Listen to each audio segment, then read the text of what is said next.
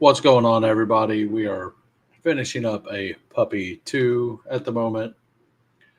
We can let some people get in here and then we will go ahead and do a sprint. I plan on doing a couple sprints, maybe some puppies, maybe some drafters. I don't know.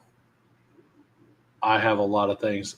I probably got about 30 more contests I'm going to draft over the next day. So, what's up, Justin? What's up, Poker?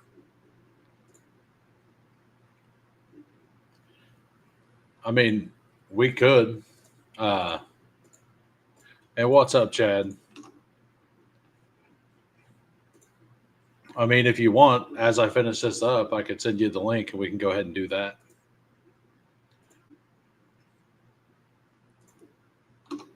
Um, Assuming you're able to now. And what's up, Chad? We'll try to not do what Hartman did in his last one.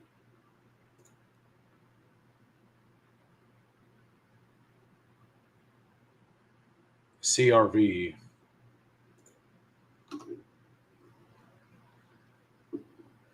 CLV? Is that what you mean? CLV? Got it. Yeah, I'll shoot you the link.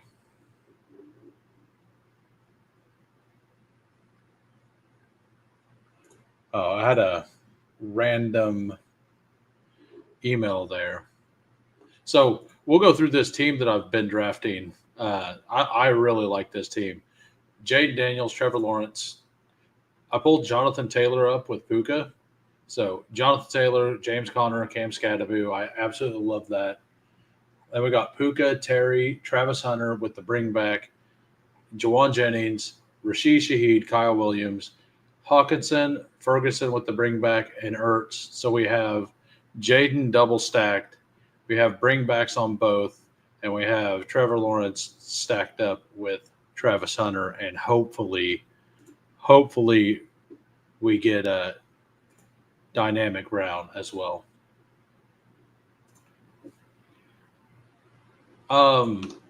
Super flex, but puppy.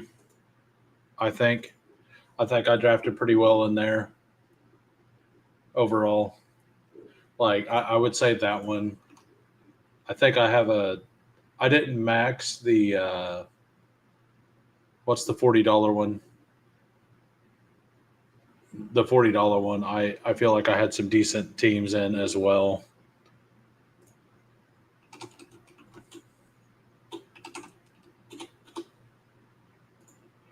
All right, so been forever since I've sent an email. So on this team, I don't really care who the last. I want to go ahead and just take Diami Brown here.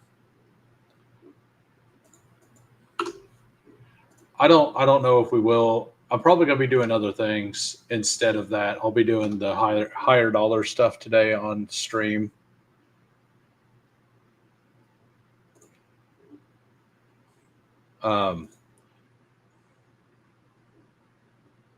Then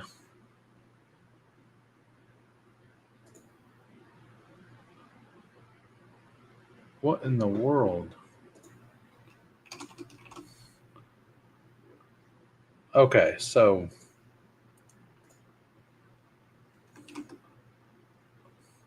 all right, I sent it, by the way. Yeah, sorry about that, everybody. Schuster wanted to jump on and do his final BBM. I'm thinking about doing one tomorrow, right before the contest, like right before it closes on stream, like as I'm closing my stream out. Mostly because I want to talk a little bit about it overlaying. I believe it's going to overlay, and I think I got somebody upset on Twitter earlier because of my post. So, but that's I was just teasing, saying that I'm sure a lot of you read it, but I just said with BBM on the cusp of overlay, I just want everyone to know that all the Superflex content on Underdog filled. So just poking the bear. Just poking the bear. On DK, I didn't know DK had Battle Royale. I'm probably going to do my Battle Royale stuff. Like I'll do a little on Underdog and a little on Drafters. And I haven't been successful at it yet, but I've just kind of messed with it. I've never really used it or done it. Okay. I only played around with it last year. I didn't actually do it effectively or anything. Hello. Hey, what's up? Can you hear me? I can definitely hear you. Cool. We got still trying to figure out if Roshan's just the guy or what. Like what are they doing? You know? They'll give him a chance. Yeah, I mean, I think so. I've been mixing in some Manun guy, not like a lot more on DK because there's 20 rounds, and I'm starting to click my boy Jarquez again a little bit more. Well, hello. So I guess I don't know if you guys understood my question, but do you prefer more CL? Is it CLV closing line value? Yeah. Or drafting now for BBM, knowing that your team's fully healthy? I think every year will be different, and sometimes the year it's not even about like the CLV. I mean, it is at a distance, but you have to like dodge all the landmines if you get a team like that, right? So sometimes so it's harder, I think, but it's more powerful. I do think that it's a lot better chance to get to the finals drafting late, I would say. Yeah. But like the best chance to have a nutted lineup is drafting early. So anyway, we'll go through this team real quick. We finished it off with Rico, Roshan, and Jarquez. We got Diami Brown, but we are done with that. Whenever you are ready, you can share your screen and we will do that. And then we can do a sprint on my account because I plan on doing I'm up to 25 and I plan on getting to 40 at least. So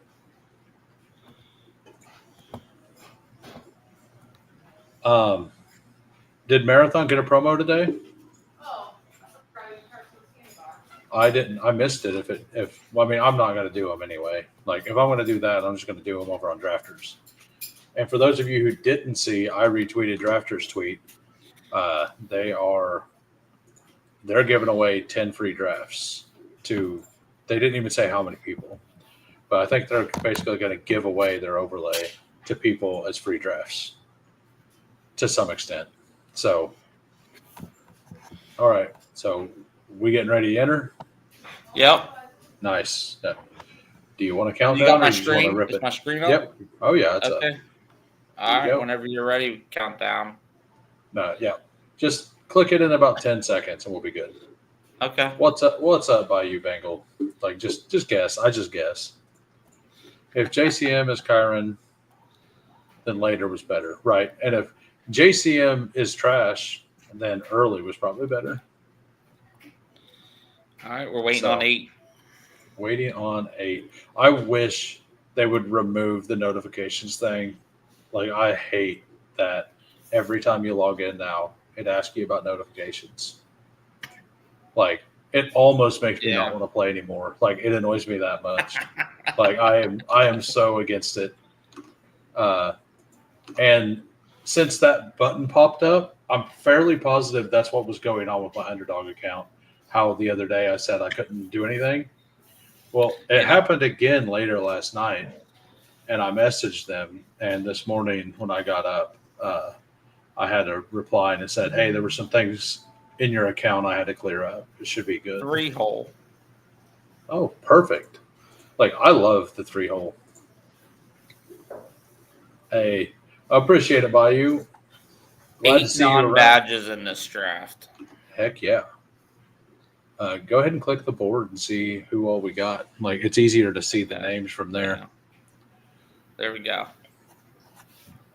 So, I've been seeing like Lad go around the corner at the 2-3 turn on TK, and I wonder if some of those drafters are over here now with all these non-badgers.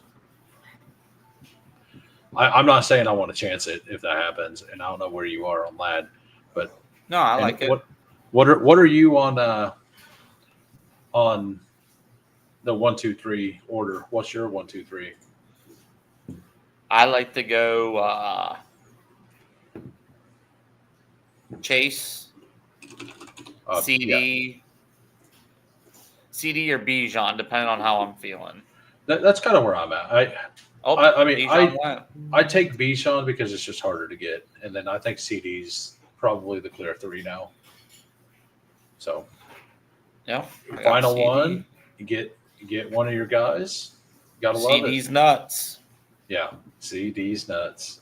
I Yeah,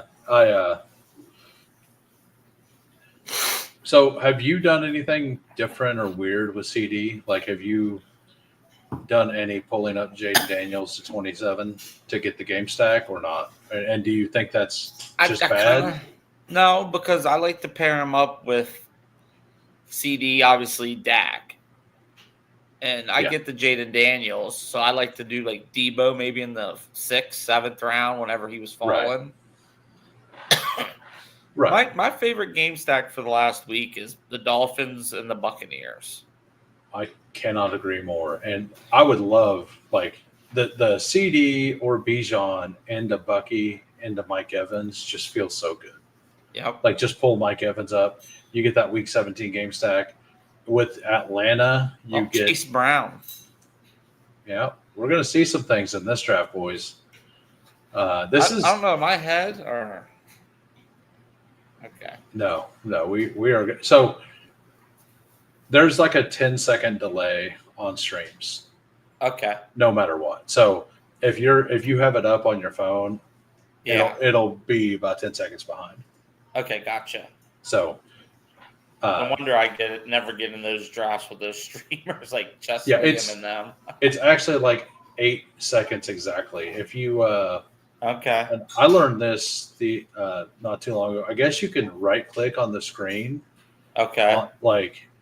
And it'll say stats for nerds, and you can click on that, and it'll like tell you the delay and all kinds of other information. Okay. So if you're ever trying to time to get into a draft, I usually just go whenever it's like, if they start at 5, I just click it instantly, and if they start at 10, I just click it at 8. And I have a really good hit rate on when I try to enter drafts with people, like a very high, and I think 8's the number. I'd love to get here at 22, either Tyreek or Bucky Irvin. Really, I don't have a lot of Tyreek, but it's mostly because I'm scared. Like I'm scared I'm scared that the wrist is still an issue. They say that at practice he like messes with it a little bit and stuff like that, and I'm a little scared of it.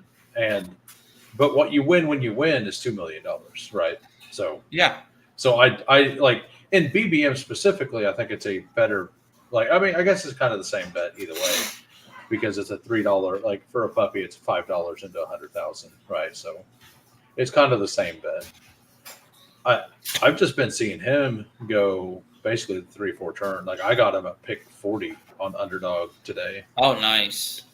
And I was like, well, I can't say no here. Like I passed him the one time to take the elite quarterback. I think I took Jaden, and I was gonna just Jaden Terry. Yeah. And Tyreek came back. I'm like, well, guess I just take Tyreek and stack it up with Devo. I've been pulling Big Mike over here too on this side of the board. I love it. Like that's where he was going last year, and I did that actually a lot of big board. I pulled Mike Evans up. Bucky's like the perfect guy. If we want to pull Mike Evans up, I think Bucky's the right answer, right? Yeah. So you want to go Bucky and Yeah. maybe Mike Evans or Tyreek Hill? Yeah, either one. You like to do double stack? Well, so Bucky had 47 receptions last year, and a lot of people don't realize that.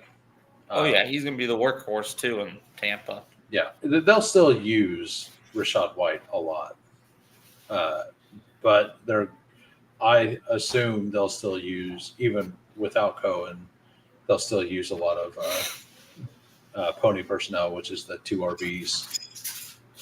Now, if Ladd would have came back around, I think our plans would have changed. I mean, what we could have done too there is taking like T. Higgins and then maybe McBride. I don't know if the number 2 drafter is going to do that or not. Well, if he's waiting, he's probably not taking Higgins. But yeah, and now he's got a decision. So do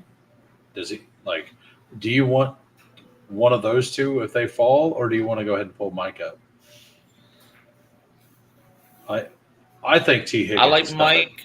I think T is his own tier here. So that guy's. I think he's auto drafting.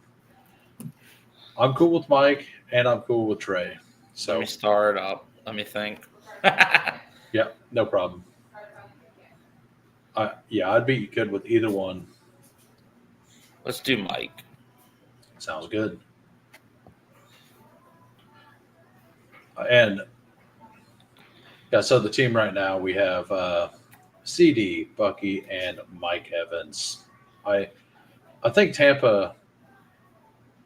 I just feel really good that it's going to be Mike Evans all season. Yeah, and like I said, I've learned a lot of things about baseball. Drafting there, it's like, do you want the boring play or do you want the upside play? Right. How's your finals team doing? Because you were 26th, right? Yeah, it fell off. It fell off. Willie Adames decided to get in a fight last night before he even played the game, so that wasn't fun. That sucks. Well, so last year, I got one of my finals team. I had Antonio Gibson get through, who was he was drafted all the time, but he done nothing the entire season. Okay. And I was the only one of the 100 people in the finals pod that had Antonio Gibson on their roster. Okay. And the week of the game, they said that Ramondre got benched for Gibson, and Gibson was going to start the game. So the entire week, or it was 2 days before the game, I was like, you thought you were sitting pretty. I was like, well, I mean, it's still Antonio Gibson, right? Yeah. But it's a low-owned play that had a chance, as a starting running back to do something. And if he gets 17, 18 points, that's a big deal, right? Yeah. And he went out there and Ramondre just started the game. Because that was after that game where he fumbled the ball and lost the game or whatever, if I remember right. Okay. So yeah, I was similar situation as them getting in a fight and then not being able to play. But at least Rafael Devers hit a home run, and I guess he showboated, and they got into it, and I guess Adames was the one that got thrown out. Before the game? No, the first inning. Before he was in the on-deck circle. Okay. Yeah, and it's a Colorado Rockies game in Colorado. Oh, yeah. So that's a. Why would he get up? Is he on the same? Is he on San Francisco same team? Yeah, he's on the Giants. That's wild. That is wild. Yeah. So what are we hoping happens here? What else is going? The Chase Brown drafter did something pretty normal after that. Let me look. Let me go back to the board. So 2 players got ejected. Yeah. Coolers is saying. Yeah. I forget who the other one was. I didn't. Chapman. Oh, Matt Chapman. Okay. All right. So do here. Y'all making Jameson Williams? I'm cool with JMO. Or who you thinking? Let me No, know. I like JMO. He's one of those that I have like 8, like I'm basically half field with, but I feel like I like him more than that. But this range of wide receivers is just awesome. Like, because forever it was Tet, Worthy, JMO, and Pickens, right? Yeah. And it's hard, but I mean Sutton's there. Like I can't get to any Sutton because like all of the big game-winning upside plays are right here. And like I like Sutton. Like Sutton's a good player as a floor play for a team. Like if you've taken 3 RBs, like Sutton's awesome. But he doesn't have that chance. Like I don't think he has a chance to put up 40 like JMO could. Yeah, agree. So like it depends on what you're looking for. You want a floor, like it's fine. I personally I'm not a fan of DK, but okay. It's your team. So we got Bucky. You want to do Waddle for the game stack? Yeah. Yeah, let's just do that. I'm just a sucker for like people think DK isn't going to have that good of a year, right? Yeah. Okay, what did Devontae Adams do last year? What did Garrett Wilson? Yeah, but you think Aaron Rodgers is just going to turn around and hand the ball off every game in his last year of his career? My thing is with DK. Go to the board. Yep. With DK for me, it's more that he's never shown that he can be a route running guy. And Devontae Adams is a route running guy. All DK Metcalf has ever done is fly routes. Like he could do a post and he could do like, and I'm not saying he won't have a big game. George Pickens, you think he's a route guy? He's much more of a route guy than DK Metcalf. And that's saying a lot because Pickens is not that good of a route guy. Like, there's only 2 plays, and like Steve Smith Sr. was talking about this and something I listened to. If I'm fairly positive, I don't want to be completely wrong. Like I might have something mixed up, but I'm fairly positive he was saying exactly what I say, and that's that he can only run those routes. Now he's A+ at those routes. Yeah. And Aaron Rodgers is really good at being able to get people into positions and like deliver on those quick slants and stuff like that. Give his guy time to run stuff. And I'm not saying DK can't like if they want to run him as that, I think that he could be successful this year. I just don't know, number one, that's going to be something an Arthur Smith offense will ever do. And number 2, that if he even has the capability to do it. Because it would go ahead. It'll just take both of those things to align for that to work out. And that, to me, that's a thin bet whenever I have clear bets there in Jameson Williams, George Pickens, stuff like that. That's just how I view it. Ricky Parasol before TK. Wow. Ricky P, baby. Get your guys. I mean, I don't hate it with CMC because he's got the full stack. He's got CMC, Kittle, and Pearsall. Yeah. And Pearsall wasn't coming back. So like if this is his 150th or something and he's a Niners fan and or this is his first and he just wants to get all of his Niners, like whatever, it's fine. And the Swift bring back, I would love Pacheco here. I'm not sure what you think. You want Pacheco? That's fine. I'm hoping Pacheco and maybe Addison. Yeah. The game stack with Williams. Right. And the reason I like a non look at that. Yeah, nice. Is that Baker? Unreal. Yeah. Nice. Congrats, buddy. Yeah. All right, you got what does he have? Your guy. Barkley, Jacobs, Terry, Pickens, Sutton. Wow. That's like 15 picks above ADP. I'm not even mad about it, you know. Congrats. But yeah, I like not taking Addison, especially with all the no badgers to the side of us because people are really scared of the 3-game suspension, and a lot of the time you can just get him right. Yeah. And no, I don't mean push him now. Like, okay, so that guy. I mean, I like to push him into the 7th, but yeah, that's good. I'm Diggs or Laporta. I'm the same. I think we go Laporta since we already have JMO. Okay, that works. And yeah, if we had like Brees or something, maybe go Diggs, but yeah. And then on the way back, hopefully like a Jordan Mason or Aaron Jones makes it back to us. Agree. Or I mean, I don't know what you feel about game stacking with tight ends, but if Hawkinson sometimes goes back there now, so I mean that's the last option for a game stack. But game stacking, like to me, it's more about team stacking than game stacking. Like game stacking's nice, but building out the bigger team bets matter more. I know it's a bold move, but I've done like 900 drafts this summer.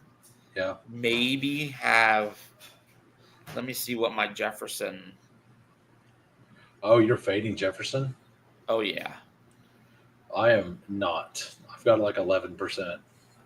I'm fading Saquon. Like, didn't work out well last year. Let's see if we can go over 2. We got a. So the other thing we could do is if those guys are gone, we could just take Dak at that pick because the quarterbacks are going kind of wild. 5%. Oh, that's not bad. That's not that bad. Yeah, there's my highest guys right there. Brees, Pat Bryant, Chubb. You're big on Nick Chubb, huh? Oh, yeah. We're going to have much different seasons if Pat Bryant's good because I have no Nick Chubb, like 0. I did a lot of it whenever he was free. Hey, well, that's fine. What's up, DJ? I knew he was signing with somebody. I just don't know who with. You know what I mean? Yeah, I thought he was as well. I just didn't think it mattered who. Hey, go to draft. Yeah. Yeah, there you go. I just didn't think it mattered because he wasn't good last year. And, like, let's see. He's got the nut of nut run out so far, right? Like, yeah. Mixon's foot is basically a ghost, you know? Yeah. Oh, look at Dak went late in it. Unstacked Dak. Is it unstacked or did they? Oh, you don't have Pickens. No. Okay. All right. So we're looking at Mahomes calling. Yeah, Mahomes went. So what are we thinking? Do you want to take Goff at the second pick, or do you want to just see what happens? Because I think seeing what this range kind of sucks anyway. Yeah. Do you like Jaylen Warren? I'm Jaylen Warren or Higgins. Actually, you want to go Bo Nix into Evan Ingram? Or do you want to just take Jalen? Or do you want to just take Jalen? I'm fine with either one. Jalen. Yeah. You seem hesitant, and I wasn't trying to push you there. I was just asking because my thing of it is Bo Nix, right?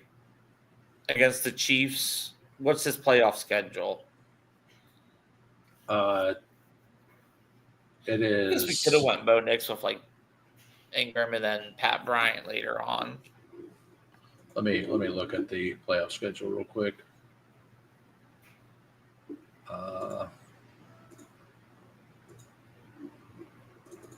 So the Broncos is Green Bay, Jacksonville, KC. Okay. So like week 15 or 16 they have a pretty good one. In Buffalo, jamming sprints and marathons. Heck yeah.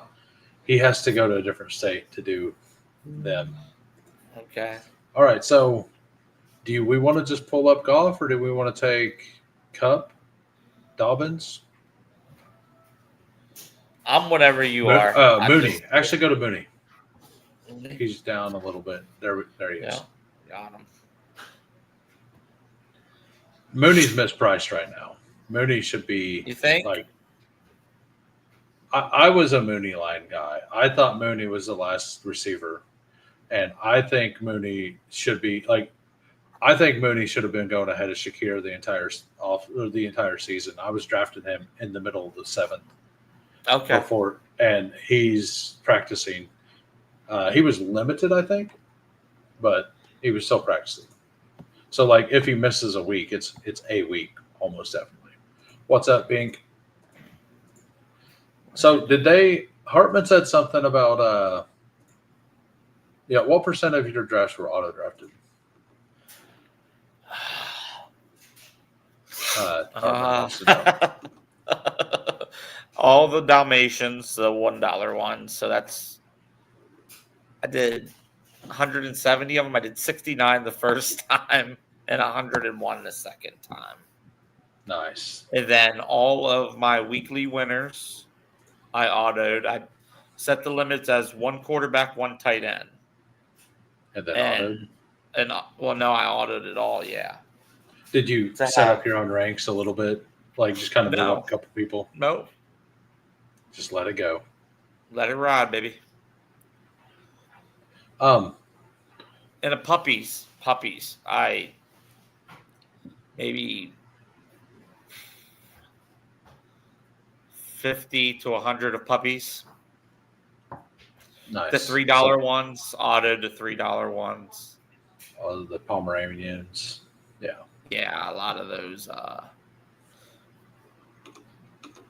Hartman said something earlier about a marathon promo. What was the promo? I completely missed it. What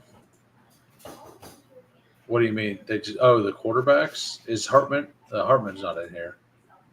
I mean, I think no matter what happens, we just have to take 2 quarterbacks with our next 2 picks, probably. Like, if you look at this board, look at this board. I'm looking at Tua, Goff, and then you can always do a Rodgers. Like, yeah, I mean, that's fine. But, like, people will start getting scared and push everybody up at some point, too. Yeah. Like, I'm saying promo was draft 5, give $15 max twice. Got it. And nothing for sprint. I mean, that's the pick we definitely want if we can get it. I can't believe These guys will go naked Golf. He just took naked Baker 15 picks ahead of ADP. And now I'm talking the 1 and 2. So I don't know. Do you want to chance it for Evan Ingram or Keenan? I'm more Keenan over Evan Ingram. We'll go to Goff. I think we just take Goff. Yeah. Yeah, I think we take Goff to be safe. Like yeah. This whole team kind of relies on getting that stack because we have 2 pieces of it that increases the value of the stack as well. So like the whatever his ADP is, it gets moved up essentially for us because we like for every player you have stacked with them. No, not him. So we could do, yeah. And what are our running backs right now? We have Bucky, Pacheco, and Warren. That feels good. And then we have Goff. We have no tight ends. No, we have Laporta. That's why I didn't really. Oh, yeah. That's why I was kind of hesitant on the. Yeah. Which one are you thinking? Keenan for touchdown upside or Eckler for running back? Okay. I think Keenan's perfectly fine. I just think that Trey Harris and Quentin Johnston are definitely. I had a lot of Trey Harris until Keenan signed. Oh, so Sprint has that promo too? Because I've done a bunch of them today, or I've done 5 already today. I'm going to do probably 10 of them, I'm or gonna do another 5 10. here whenever Yeah, we get off. mind After hitting the dinner. board? Oh yeah. Sorry. Yeah, no problem. I'm a rookie. Hey, it's all good. You got Any the plans email. for week 1? You working? I need to call work to make sure they scheduled it right, but I should have Friday off. I should only work Saturday this week. That's right. You're a Chiefs fan, correct? Yeah. Okay. I'm pretty scared of that week 1 game. Not because we might lose or any of that, but because a lot of my best ball portfolio is in that game, and last year everyone was slipping and sliding around down in Brazil. At least we know Rice won't get hurt. Yeah. Yeah. But I have a lot of worthy. I have a decent amount of Mahomes. I'm like 11% Pacheco. I'm like 13% Herbert, 12% Ladd. I'm over on Quentin Johnston. I have like 14% Omarion Hampton. So like those two teams are like my highest exposure. Like as a team, they're like both my highest exposures, and it scares me that game is being played down there. How about Dart taking the second string? Did you see that on the depth chart? He's number 2. Jackson Dart. Yep. I mean, we That knew means that, he's seeing right? the field at some point. Yeah, I mean, we knew that was going to happen, though, right? Yeah. Dable loves all these rookies. Every time he talks about one of these rookies this year, like unlike the last years, he just glows. Like I don't like. It is wild. Beat King asked, do you like the over or under in that game, 47.5? Under. I think it's a fair. I think the Chargers are going to go out there and pass in that game. Is what I think is going to happen. But I think I like the under. That's a line I'm not going to touch. But if I have to bet it, I'm betting the under. What's the spread? Yeah, and whatever the spread is, I generally bet against KC on the spreads. They generally Tomorrow night's game's going to go over. Hit quarterback. Okay, yes, sir. And I think we just Tua. I think we just go. I think we take Tua. Yep. I was hoping we could get both. But you want to know one of my I've been doing a lot is Jonnu Smith and we already have and Rodgers. We already have Jalen as like Warren. A quarter. So we could do that, and I think that's a good way to play that back or that team as well, is to have Jalen Warren, one of the tight ends, and Rodgers. Yep. So that's another thing I've learned is try to stack some teams too to get I like trying to go the 1-2 with that team, right? Best ball, you try to hit big in week 17, hope that Aaron Rodgers throws 4 touchdowns. 2 of them are to Jonnu and 2 of them are to DK. Right. Then you got how I mean, obviously Joe Burrow was the nuts last year, and Chase and Higgins, rode along with it. What's your take on on the Dylan Sampson Judkins stuff? I think we take one of those 2 here, and you can choose. Do you like the swing? We have enough RB power that if Judkins, you want to go Judkins? Yeah, I've been doing it. Yeah, only in rooms that only in rooms that I have, and if we're going to build out the Pittsburgh Steelers, thing, yeah, we should probably have something on there. And they were at the top of the ADP. And DJ Quill says, I'm done drafting, just ready for the season to start at this point. I am not done drafting, and I'm still ready for the season to start, because I'm just going to continue to draft in the dailies. I won't do an insane amount of dailies, but I'll probably get 30 or 40 in every week, something like that. And I can't believe this either. The Packers being favored over the Lions. They are Vegas is very bullish on the Packers this year. Like, I don't know. They got Def. Yeah, I wonder about that. And if it did, like, so Micah may not even play all the snaps. So like, I feel like the line is that way because of the Parsons thing, but Micah may be dealing with like the back injury stuff. So he may not play all the time. And if he doesn't, like, and he's part of the reason the line moved, I think it's a smash bet on the Lions. You want to know my upset of the week? Who's that? And I'm only going to give it out. So you heard it here first. Saints to beat the Cardinals outright week 1. Really? I mean, I hope not. That's my Everybody's doing it for their last longer. It's boom. DraftKings going to get rid of over 75% of their last longer field in 1 week. I mean, I don't feel good about, like, I usually take a risky pick week 1 on a team that I'm not big on, but they play a bad team. I just hate taking road teams in the NFL. I think I kind of want to just take the Broncos and get it done with. That's what I was thinking. Broncos, because the Broncos are a good team, or Washington, but the Broncos also play in the AFC West. So how often are you going to want to take the Broncos? You're not going to want to take them get the Chiefs or the Chargers. That's 4 of their games, and I don't know if I want to take them against the Raiders either. Like, the Raiders could be a decent team. Like, they probably won't have a good record, but they'll probably be a decent team. Yeah, they're going to have firepower. There's my boy, just one, Thornton.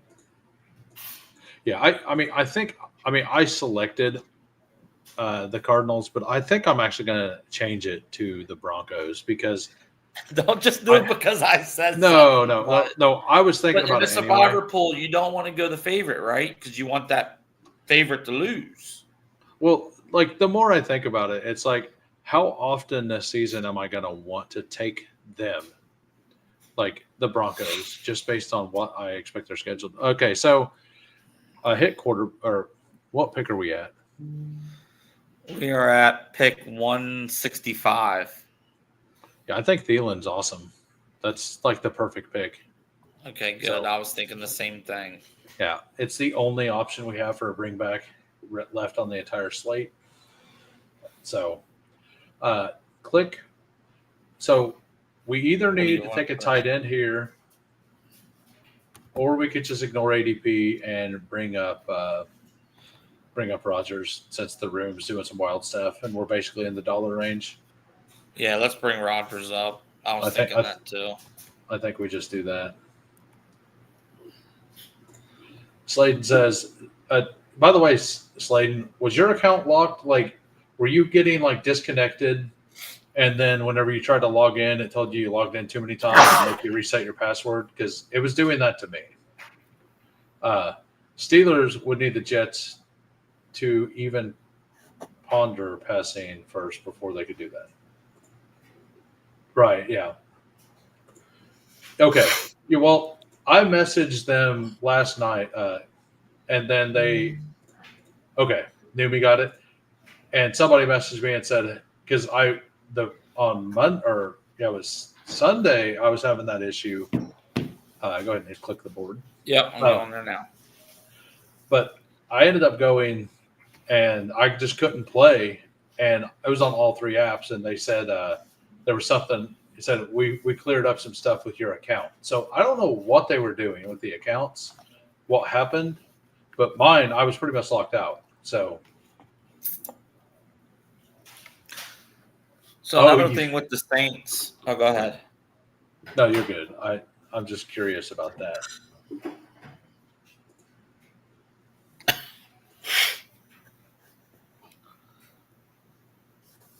That's actually a really good auto draft team. With no ranks. Dude, I'm telling you, in the 101 Dalmatians, I wish I had some of them teams in the BBM. Yeah. Oh, yeah. Because you'll look and you'll be like Jaden Daniels, Burrow as your quarterbacks. And then you'll have like Gibbs. And then your wide receivers, you'll look and you'll see like Evans. It's just crazy because you're thinking Burrow and Jaden, right? And then you realize you got Burrow at 72, or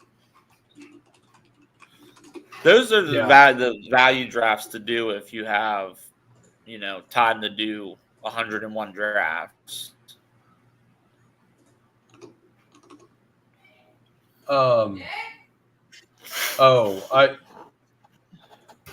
Never mind. It was a different one. Okay, that one looks like an auto draft team. The one he posted in Rate My Draft was really good. And the other one, he has 3 total running backs. Just B-Rob, Joe Mixon, Woody Marks. That's it. I did one BR today on stream, or on Chad Candle's stream, and I almost landed, like, if I were to line up like my exact picks with like a little bit of a fall, I almost landed the exact thing I would want if I could draw it up. And like, I'll show it here in a minute. But how much money do you think some of these guys play on a daily, weekly slate? I mean, to max it at 700, it's 7 times 150, right? Yeah. So 700 plus 350, $1,050. Yeah, and that's just on that. That's just for the PR. But people are maxing the dog bowl, which is the same price as. I mean, there are people that do max dog bowl. I think John is fine. I'm hoping that maybe like Troy Franklin falls back. I think we should. We need running back. Running back. I think running back. Okay. Do we have any game stacks? Hit the RB tab if you don't mind. If you click the RB tab, it'll. Yeah. There we go. I've been into. Do you have any Damian Pierce, or do you want to leverage your Chubb at all, or you want to just ride all of your Chubb? You about riding the Chubb or not? Don't say ride the Chubb.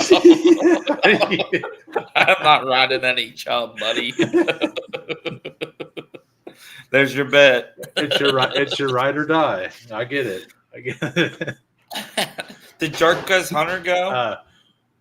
I don't think so. We can do Blake that. Corum? All right, but Jarquez we could just take at the end. So if you want another wide receiver, we could just click wide receiver and do that as well. And you seem to want Franklin, but is Franklin there? I'm just thinking with Pacheco. We could, or we could just go QJ, who's probably mispriced. Okay. Double stack Chargers, that works. Yeah. Yeah, and then we kind of just have a mini stack for their, like, if it's not Ladd and somebody goes off. Yeah. But yeah, I think you can go ahead and queue up. I would assume we get Jarquez. If we don't, there are options still at the end. Okay. Yeah, so I'll queue up Jarquez and then Blake.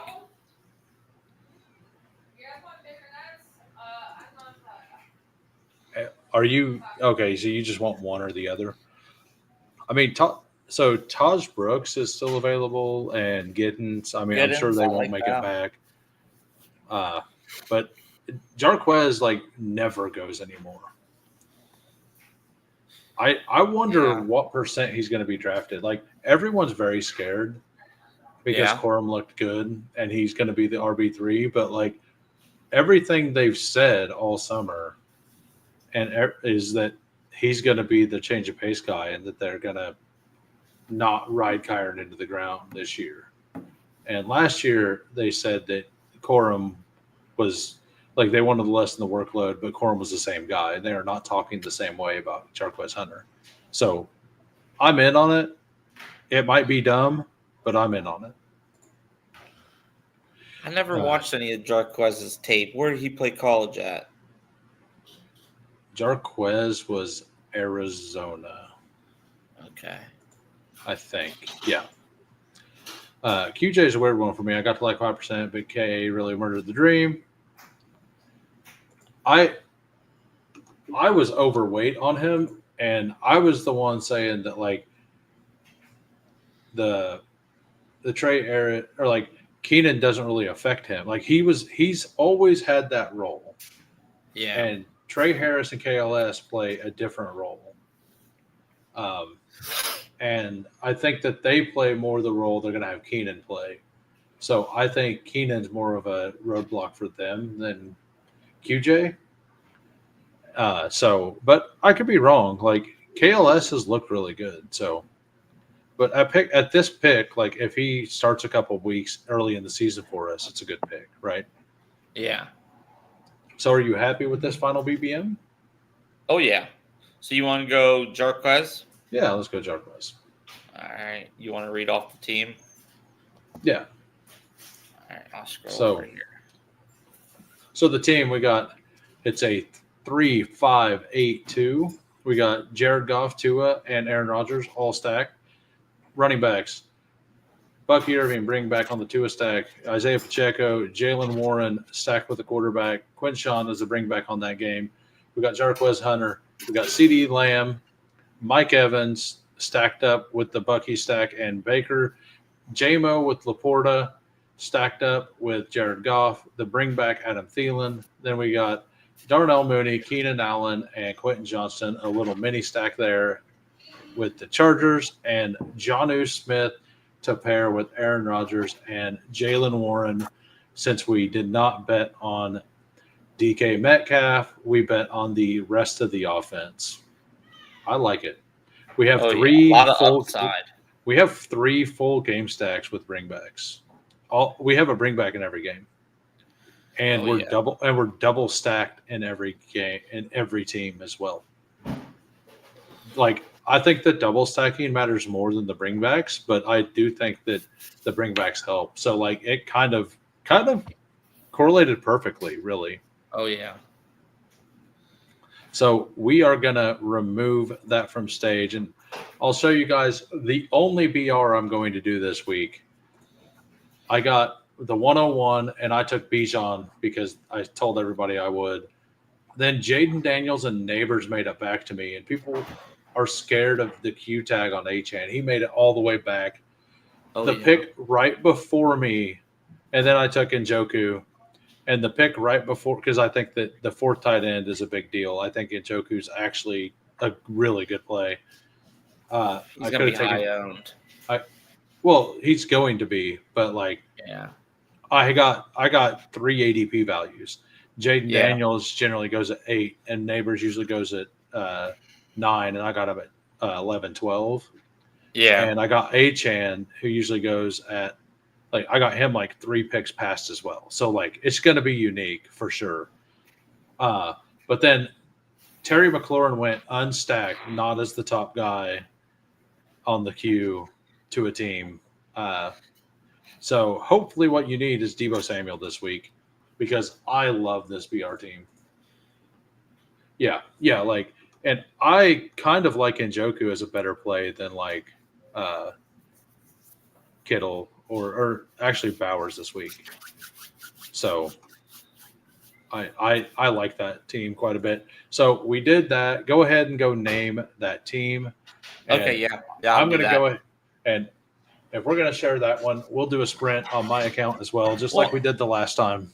I got to get going. I got to do dinner on the grill. We're having barbecue chicken. So heck yeah. I'll get back on later, maybe after dinner. Does that work? I mean, I'm going to be here for a while. No, just draft this one and put me and you on it. I trust you. Trust the process. I mean, yeah, that's fine. All right. It's up to you, or I could come back. Yeah, that's good. Yeah, we can do that. All right, I'll be back. Sounds good. All right, later, whoever. All right, peace. All right, so we're going to enter in 10 seconds. It is a sprint. Yeah, and I agree with that. But, like, I almost got the perfect run out of also getting Terry. But the crazy thing about that is in first quarter, I took a bunch of Debo because Terry McLaurin hasn't practiced. So, like, in my heart, I still kind of believe that Terry McLaurin may be the play. But I think I should have like the Malik Neighbors bring back on that game is like my favorite play on the slate overall. So being able to get the Jaden Daniels, get my favorite player, Bijan. I know everybody else has CMC number 1. I'm probably wrong, but dude, like it literally was the pick before me. But yeah, I almost got Terry as well. But I got a little ADP fall on every one of them. And I only joined it because Chad Candle's like, oh, I'm going to do one. I was like, oh, I'll do my only one of the week.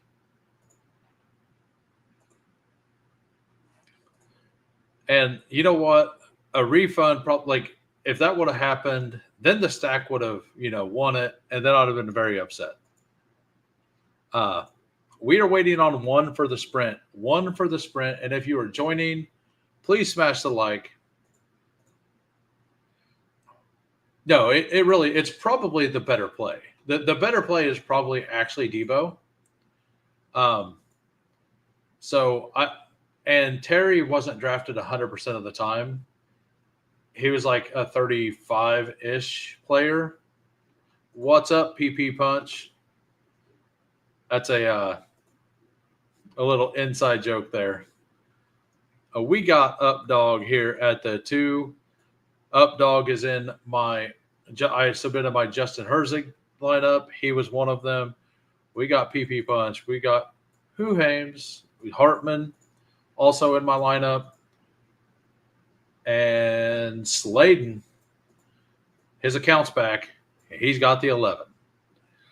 Sorry to tell you, Hartman, but you ain't getting no CD Lamb in this one. All the Who gang is way... yeah. So I joined a random one today, and Al Boogie was in it, and Nez was in it. And it was Nez, somebody, Al Boogie, and then me.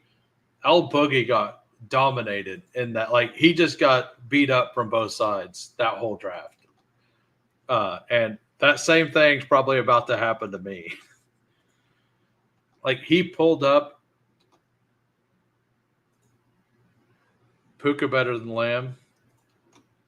He probably is. I've got plenty of Puka.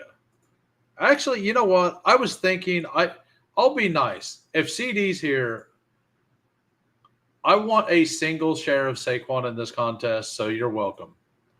This will be my single share of Saquon in this contest. Saquon does have a really good schedule for the sprint, and having 0 is probably the wrong move. Vegas, Washington, and Buffalo. Buffalo was awful against the run last year. Yeah, Updog was number 26 after night 1, or 20-ish night 1. Hey, no problem. I have 2.3, 2.4% Saquon. I looked, I had 0 shares out of my 25 drafts here. I plan on getting about 40 of them, so I need a share of Saquon. So we'll go ahead and do it here and allow you to have your stand player and CD Lamb.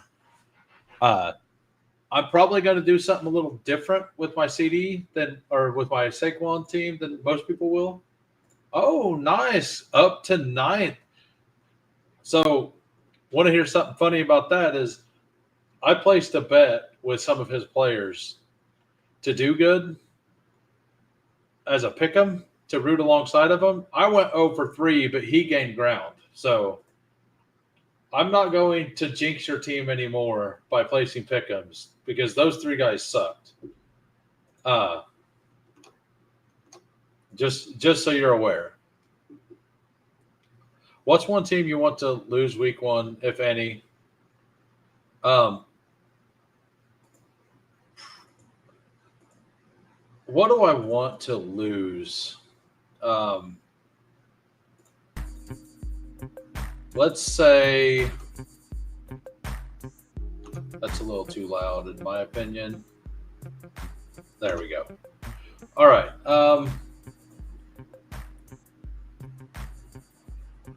Do I want to go last? I mean,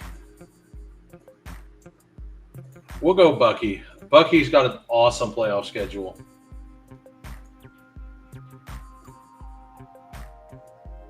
It's okay if you don't have one. What's up, Brett? Hey, no problem, man. I appreciate everything you did as well, because you've reached out a couple times. So, and yeah. Well, I'm sitting here trying to think of what team I want to lose week 1, and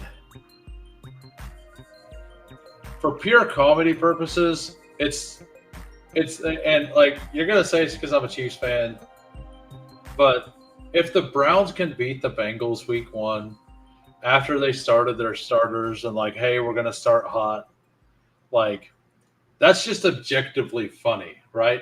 After the Bengals lost to the Patriots last year week 1, like I think as long as you're not a Bengals fan, it's absolutely hilarious, right? So that's where I'm at with this. We're gonna pull Lamar. We're gonna put Jaden Daniels up here and get into that. Do something a little different. Yeah. Like I mean, I root for chaos and humor, and to me, the Browns could literally end the Bengals season 3 different ways on Sunday. Yeah, they could. Like, and that's not even like as a like. Yeah, I'm not a big Bengals fan, but like, just objectively, how funny would that be? Like, if you don't have a rooting interest in anything, right? Like all the talk that they've done in the offseason about it.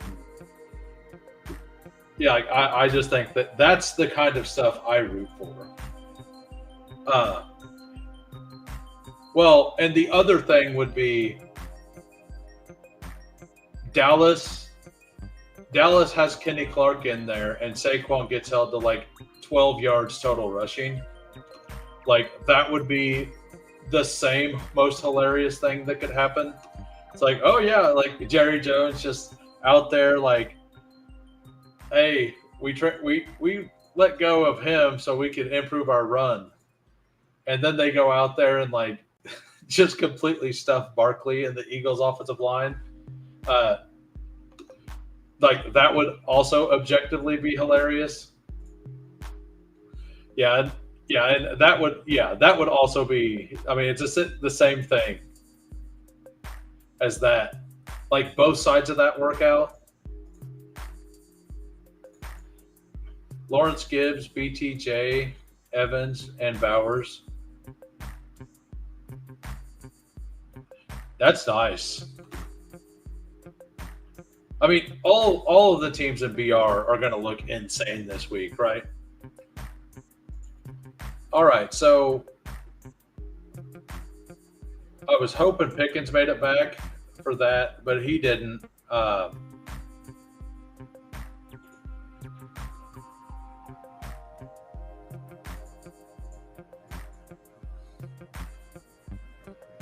I hated that spot. That spot was awful.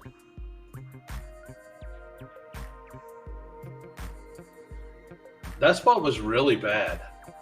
Like, I had 2 RBs. I couldn't take those guys, and I hate all of those wide receivers.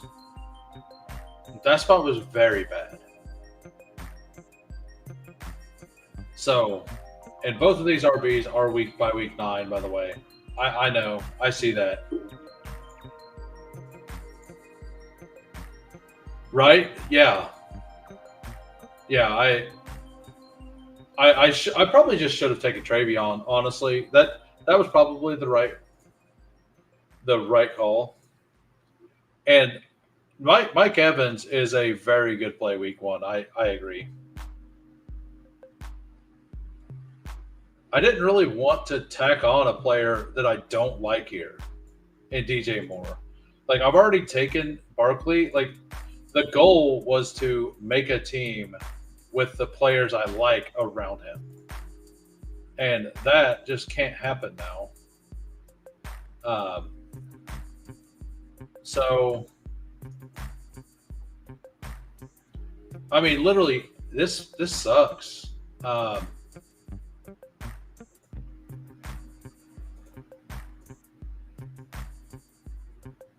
guess it's just take Igbokwe and build out a little bit of a game stack there. I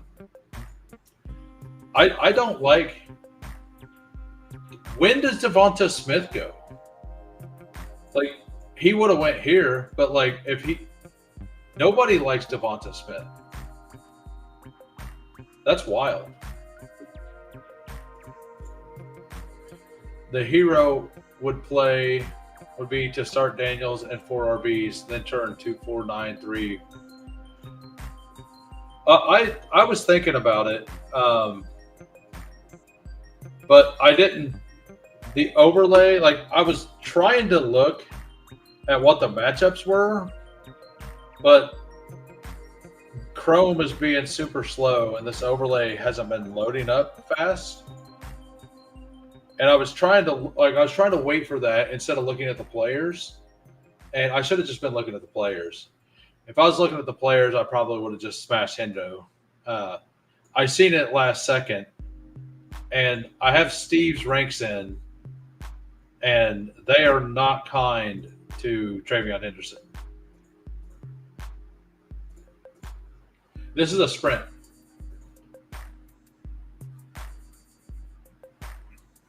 This is the day to not. Well, I was having an issue on Sunday, like I said. And today and tomorrow, this platform is probably going to be pretty full. I'm curious what the fill rate's going to be on this. So we got I mean, I don't hate the team. I don't like Igbokwe here. I will say that, but I think it makes sense within the construct of this team. So we're gonna go with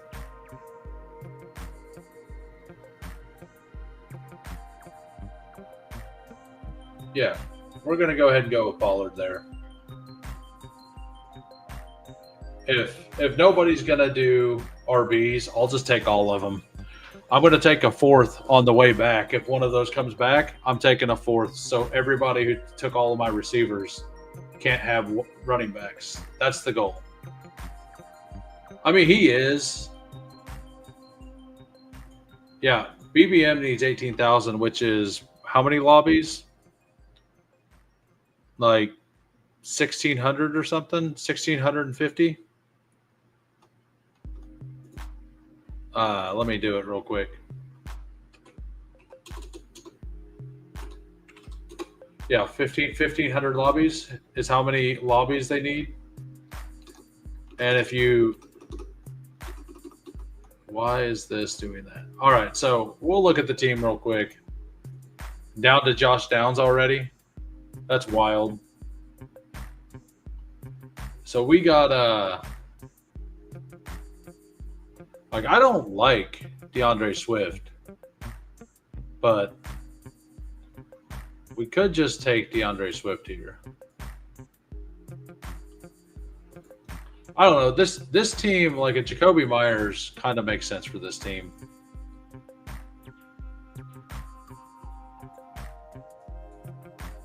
Yeah, we'll do Jacoby.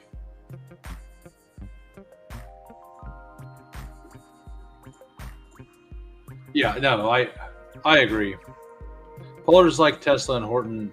Every time you take him at September ADP, it reminds you.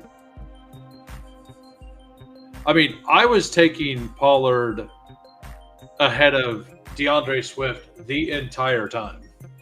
Like, I was taking Pacheco and Pollard ahead of Swift from the beginning. Like, to me, it never made any sense. Why is my computer asking all this stuff? I might leave for a second.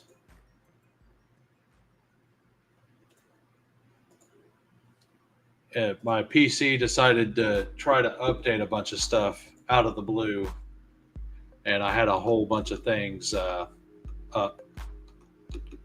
So I'll bring the calculator back up and finish that math. So it's 1,500 lobbies, and we are essentially 24 hours away, right? So 25 hours away. That means they need 60 BBM lobbies, fire an hour. So for BBM to fill, it has to be 60 lobbies in an hour.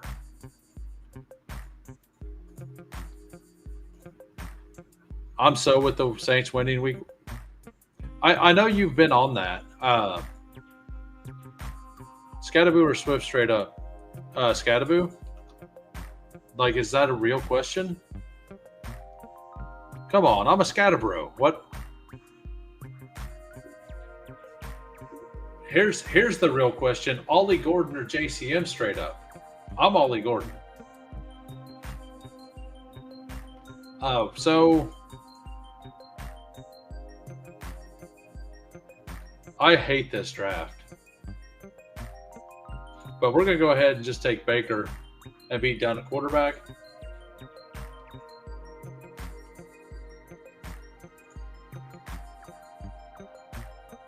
Yeah. So I probably lost like 40 subs by saying I'll take JCM, like I'll take Ollie Gordon straight up over JCM. But you know what? Ollie Gordon would be the funnest Dolphin RB name since Jay Ajayi, and that means a lot. It does. It does matter.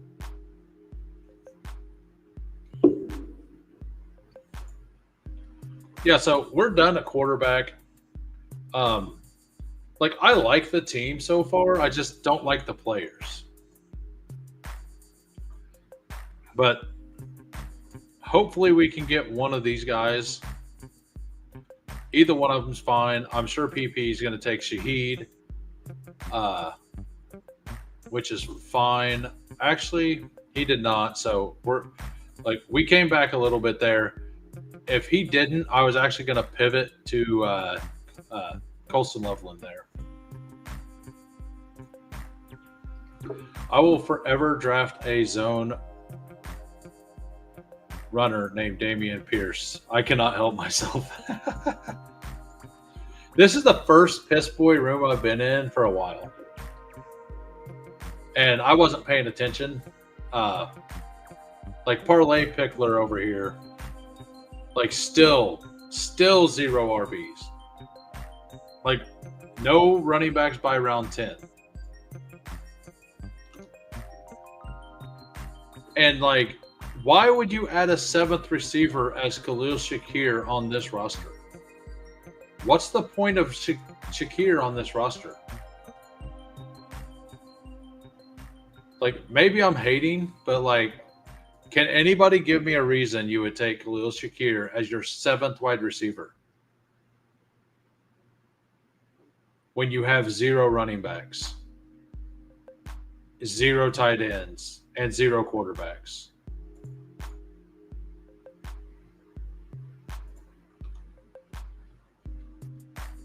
No, there are a lot of people that believe that 0 RB is the way to play. And I mean, I don't think it's the way to play every time, but I think there's a reason to have some of it in your portfolio. So we're going to get one of these guys. Do I want Njoku or do I want one of these wide receivers?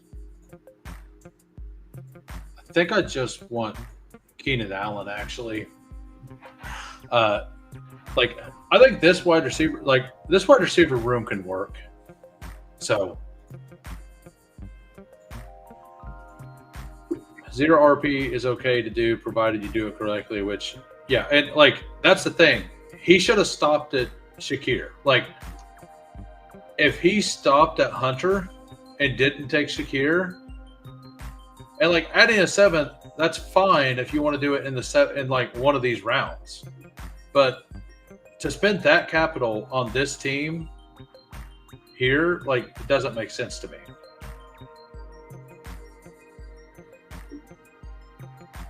Yeah. Yeah, and some people do that. It doesn't mean just take 5 running back who need injuries to happen. Right.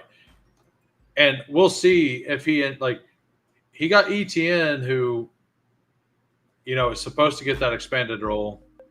I'm not buying that he actually has that role that they're talking about. We'll go ahead and get our stack here with Eckler. Betting on the offense.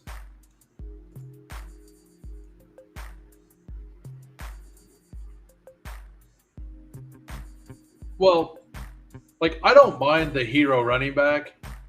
And then you take guys like Ramondre and stuff like that. Like, we'll see. We'll see if he takes Ramondre. Because Ramondre is like the player he needs. If he takes Ramondre, he knows how to build zero RB.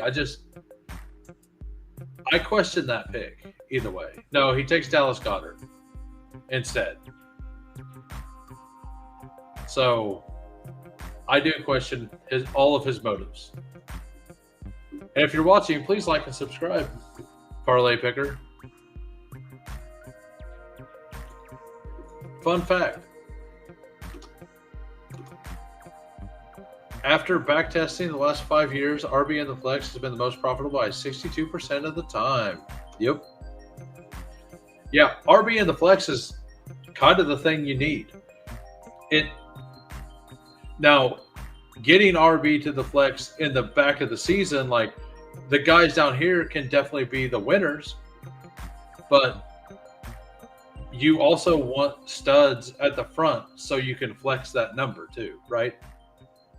Like, if you have to hit 3 studs after pick 10, like, that is a much harder parlay, in my opinion. I was absolutely taking Ollie Gordon there. Yeah, we'll take Jaden Blue. Why not? We'll be done at running back there. We'll go a little high T. Get our Washington bring back for the Saquon and for the Jaden Daniels. So running back in the flex is most, so do the general cost of void. Yeah, and like in BR, so I listened to Badge Bros today, and apparently if you go to BRs on your phone, you can set position limits for auto drafting, and you can set max of 1 tight end, max of 2 wide receivers if you want, which is huge. Like, if you do that and just auto, you're probably going to be like every week. Like if you're playing this to auto, like, I would definitely be doing that. So it looks like we're gonna go ahead and take him, take some upside. We're gonna go punt tight end on this build. I mean, if Zach Ertz is there on the way back, we take him, but we're not too worried about it. I'm fine just taking 3 tight ends in the last 3 rounds, just calling it good. I'm not a huge fan of this draft, so I think that's what we do. We go 2 wide receivers unless Ertz is here, and if Ertz is there, we take him, and then 2 wide receivers, and then 2 tight ends. Oh no, this team definitely has a chance to advance. This team, I don't know if it has a chance to hit ceiling in the playoff weeks at wide receiver.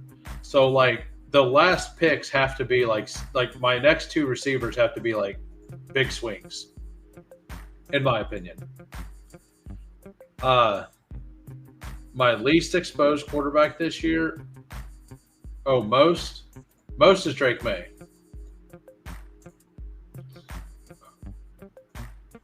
You can do it from desktop as well. Oh, nice. I did not know you could do that on I think you were in that stream as well, listening. I will have to do that. I mean, I'm not going to auto any, but it would be nice to not accident. Like, I'm not going to do it on purpose, but I might miss a pick if I was trying to do multiple. Baker and T-Law.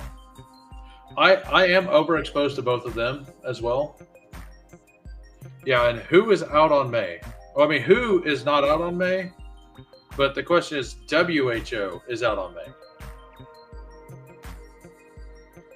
So most people, like 26 votes and 65% still says the BBM will not overlay. They need 60 lobbies an hour. It's going to be close. The biggest limit would be max one tight end. Picking two seems quite bad. Yeah, especially in a full slate like this. Now, like in week 8, when there's 6 teams on bye, it'll probably be even worse because Brock Bowers and Trey McBride will be on bye. So keep that like so. It's almost always the worst decision. So we will look, and there are a couple receivers here I would really like to have because I'm just looking for upside. Like Tillman's upside, Shaheed's upside, Egbuka, and DJ Moore kind of are. But I do think that with Allen and Myers, my floor is very high. Dante Thornton's a nice dart if he comes back, and he plays Saquon, right? So he doesn't. We'll take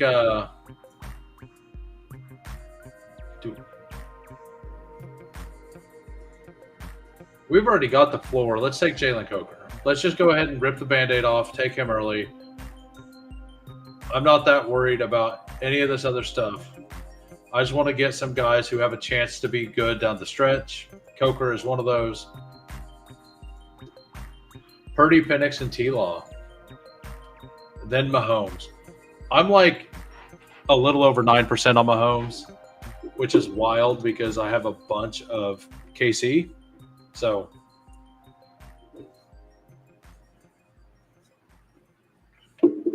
I probably took Coker too early there, but it's the dollar range. He's my wide receiver 7. I'm taking another one. I'm also taking more tight end. We'll take Kate Otten if he makes it back. There are a couple wide receivers I wouldn't mind. Pat Bryant. And the other ones are later. This is actually a Cavante Turpin team, unless the Dak Prescott drafter wants to take him. Hartman. Even Hartman got shut out on Pickens. Look at that. Look at that.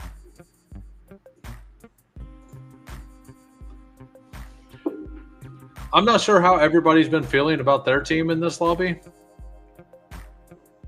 Updog seems to have a pretty good roster going, but light at quarterback.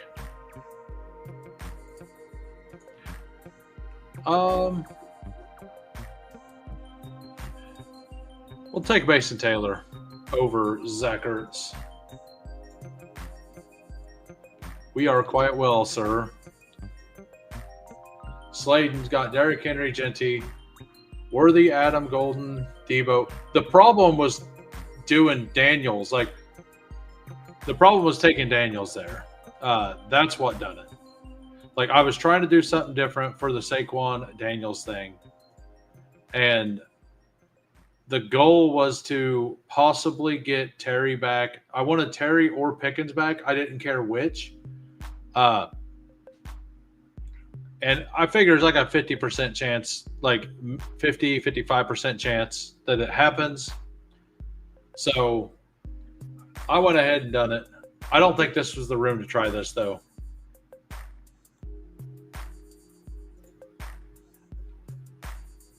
We'll go ahead and slap some Fannin.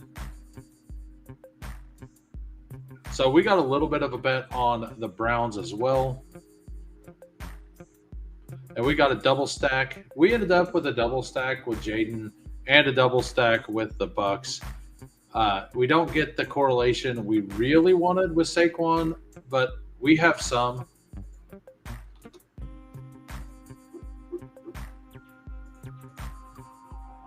There's always, like, it's never Tolbert. It's always Turpin. Like, I'll go ahead and queue him up. Like, if Turpin's there, I'm taking Turpin for this team with the bring back there and the team stack with Dallas. And if he's not there, what's his ADP now? Oh, he's actually 214. He's not even 215 anymore. He's moving up. It's almost like somebody's been drafting him a lot on this contest. Almost like somebody knows ball.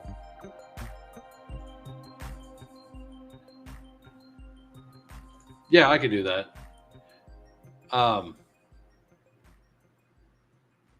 So Hartman's got CeeDee Lamb, JMO, Olave, and then Douglas, Tesla. So he went 9. We get Turpin. I don't mind doing that. You got, yeah. You got, like, I like the whole squad. You got the naked Lamar, or no, you got the Andrew stack too. So I think that wide receiver core can work. Like, you got an anchor with 2 other guys that one of those 2 should always be in your lineup, and then you just got a bunch of darts. I like it. You got Douglas to try to fill in a little bit, Hopkins to try to fill in a little bit, and then big swings with Bryant, Iomanner, Tesla, and Wicks. Yeah, I don't mind it. All right, so we are going to go back, and we are entering another sprint. We're entering in 10 seconds. I love when people say the Lions will be bad because they lost a guard. Like, how many teams?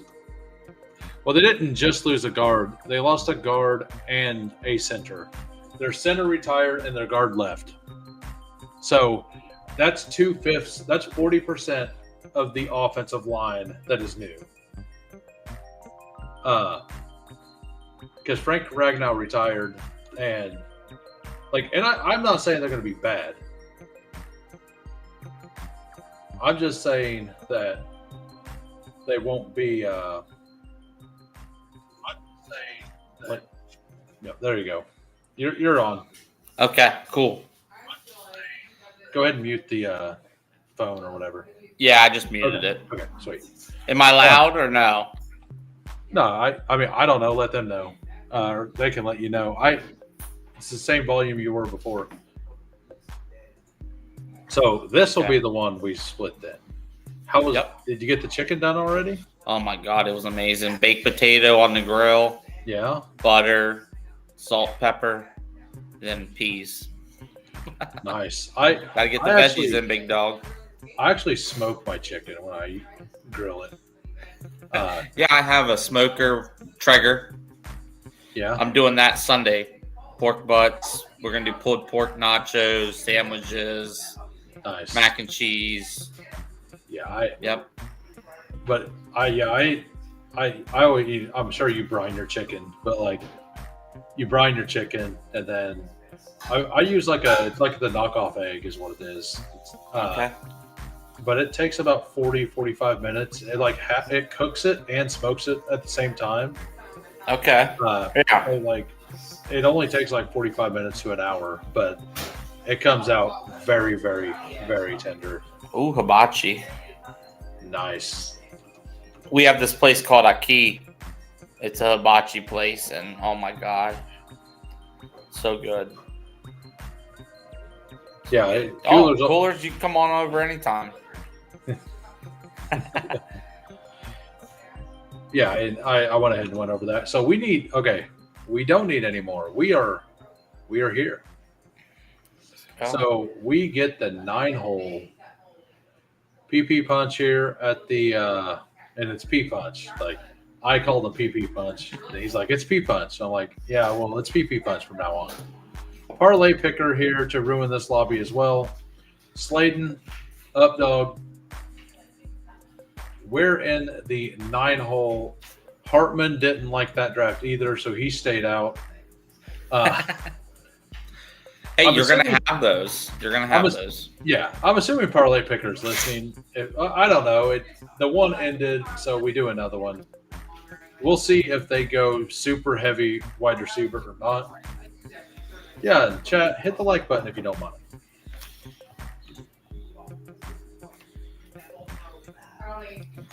Call me whatever you want. Says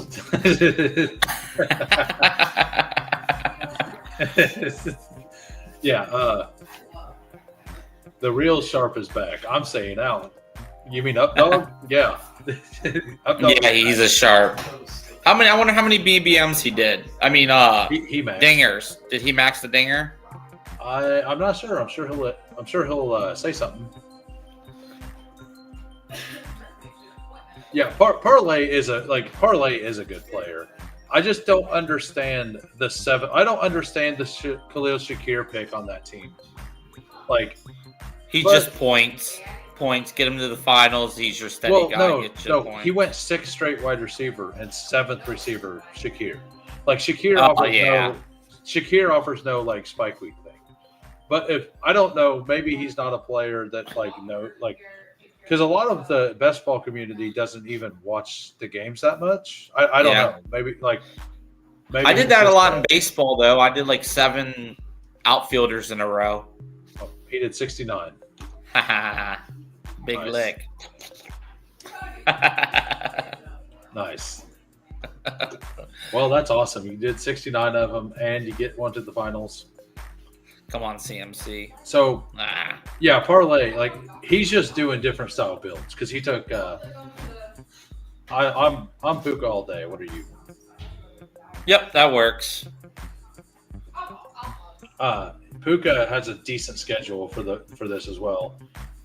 Detroit should be a high scoring game. Atlanta should be a high scoring game, and I don't know about Seattle, but to me, like the players I like the most in the sprint are if they have two of the 3 games are environments I think will be high that have a chance to be high scoring. Right? Yeah. If 2 of the 3 on at 5. Yeah, that feels nice.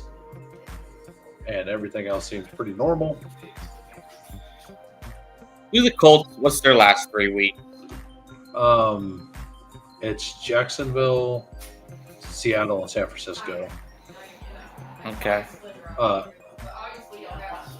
So I mean, Achan is the play. Yep. Because Achan gets Tampa Bay and Cincinnati. Yes, sir. I'm an HN.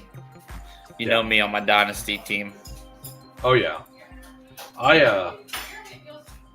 Victor and our dynasty team also has Achan on it, and we have him locked up for basically free for the next. So it's a salary league.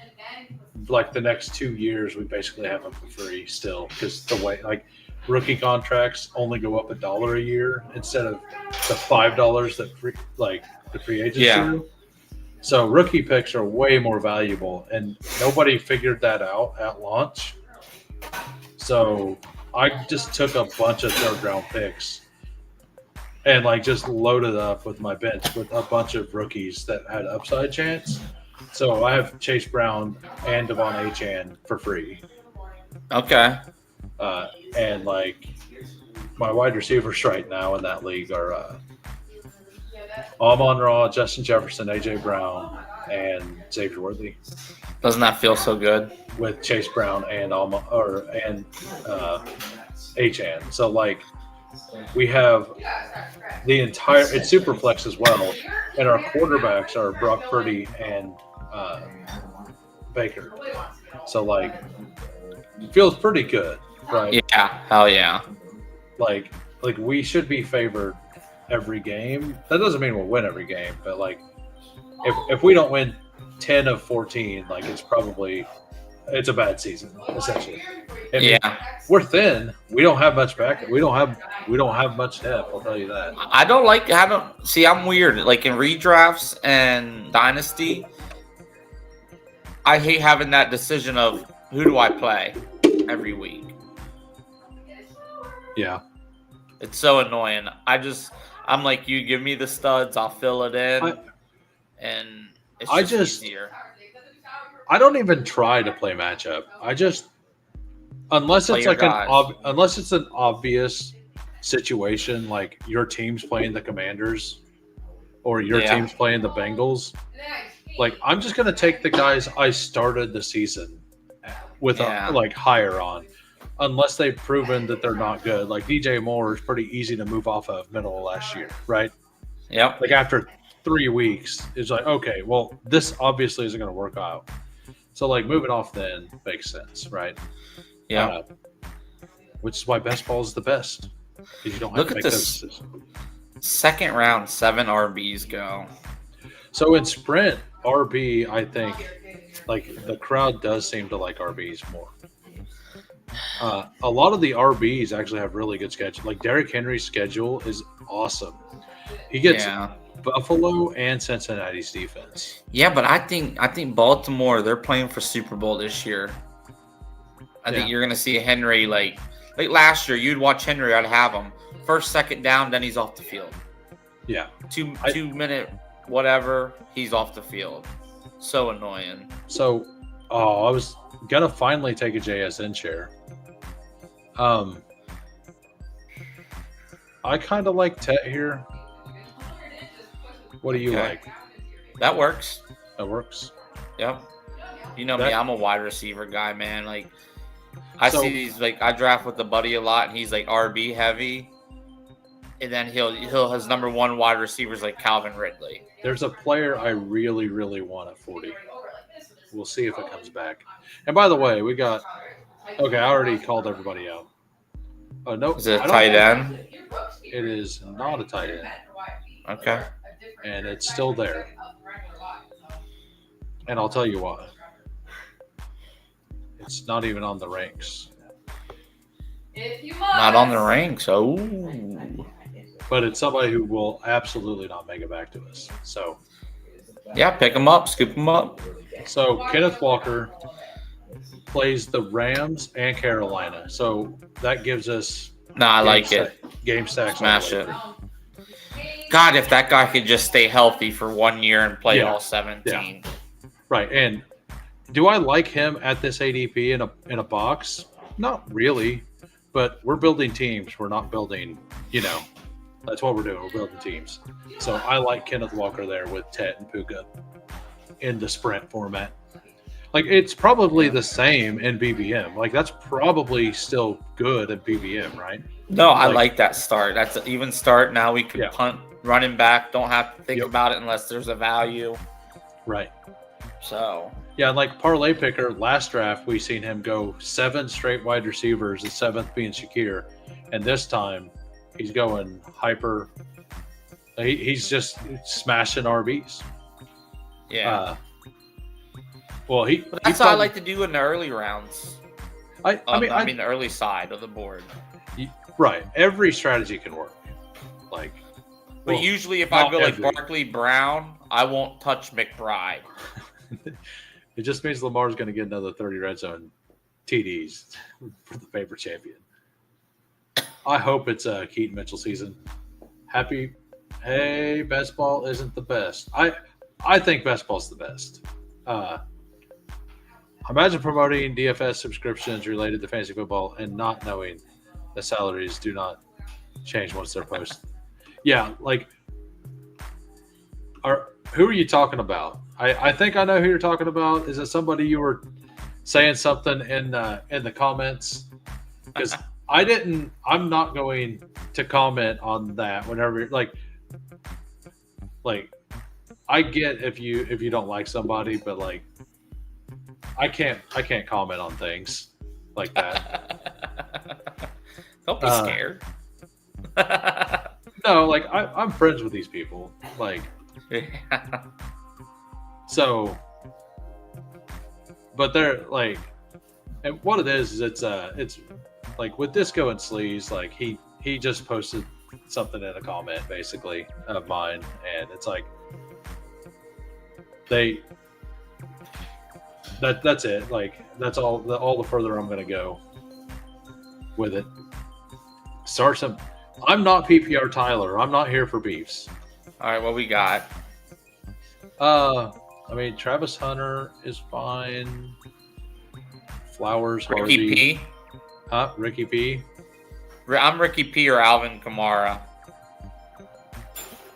Or even RJ Harvey.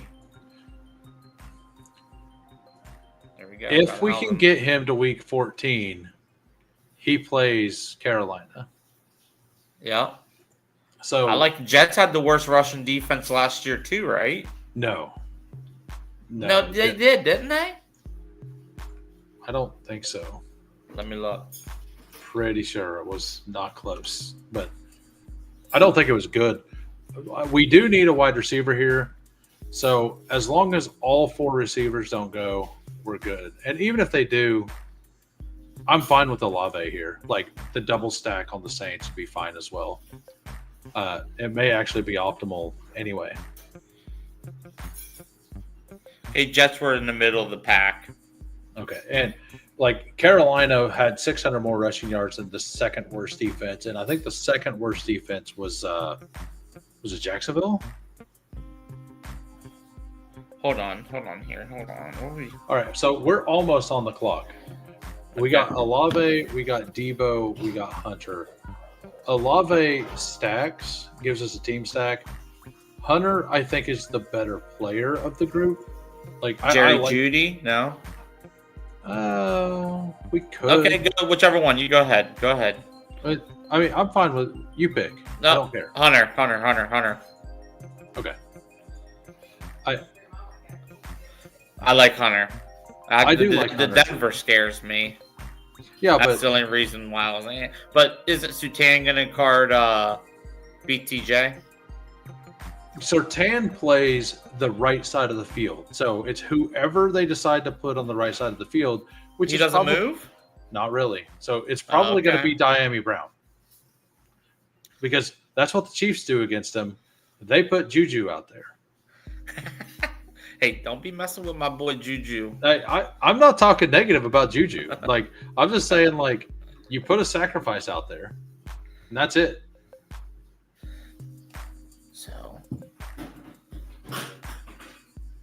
Oh. Like, isn't that, like, the same thing?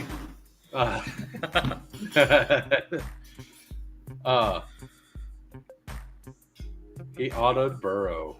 Nice. I mean, I know a guy who makes diss tracks. His name's Willie, and he knows ball. Maybe we can work something out.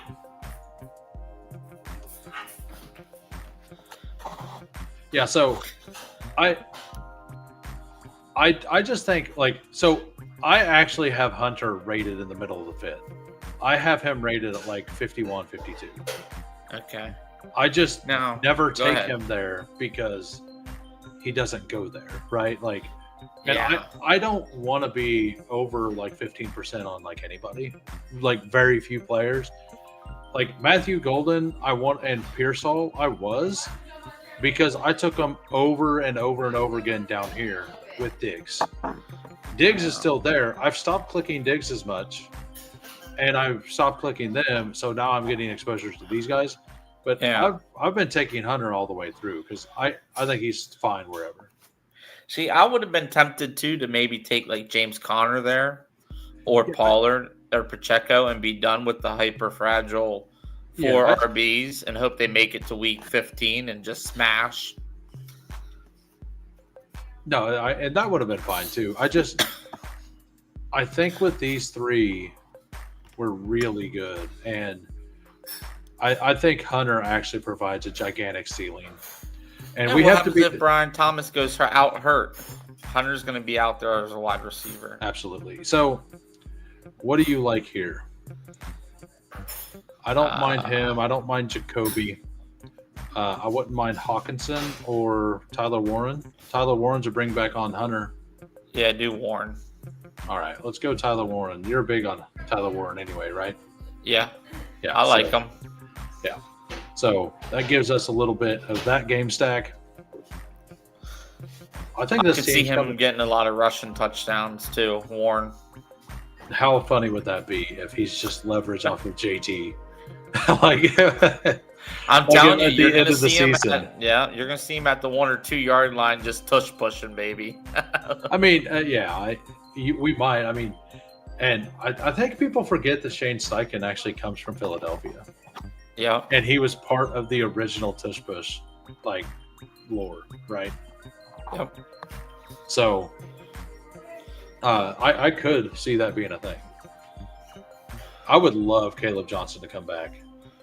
Like, for this room, he is absolutely perfect. And he plays A-Chan.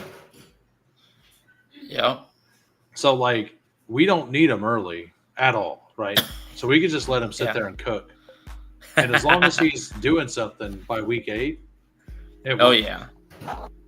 And if he's not doing something by week 8, so you on board Yep. with this? Yep. Yes, sir. This draft's going much better than the one when you were gone, by the way. This is a 5 RB team, by the way. Could be.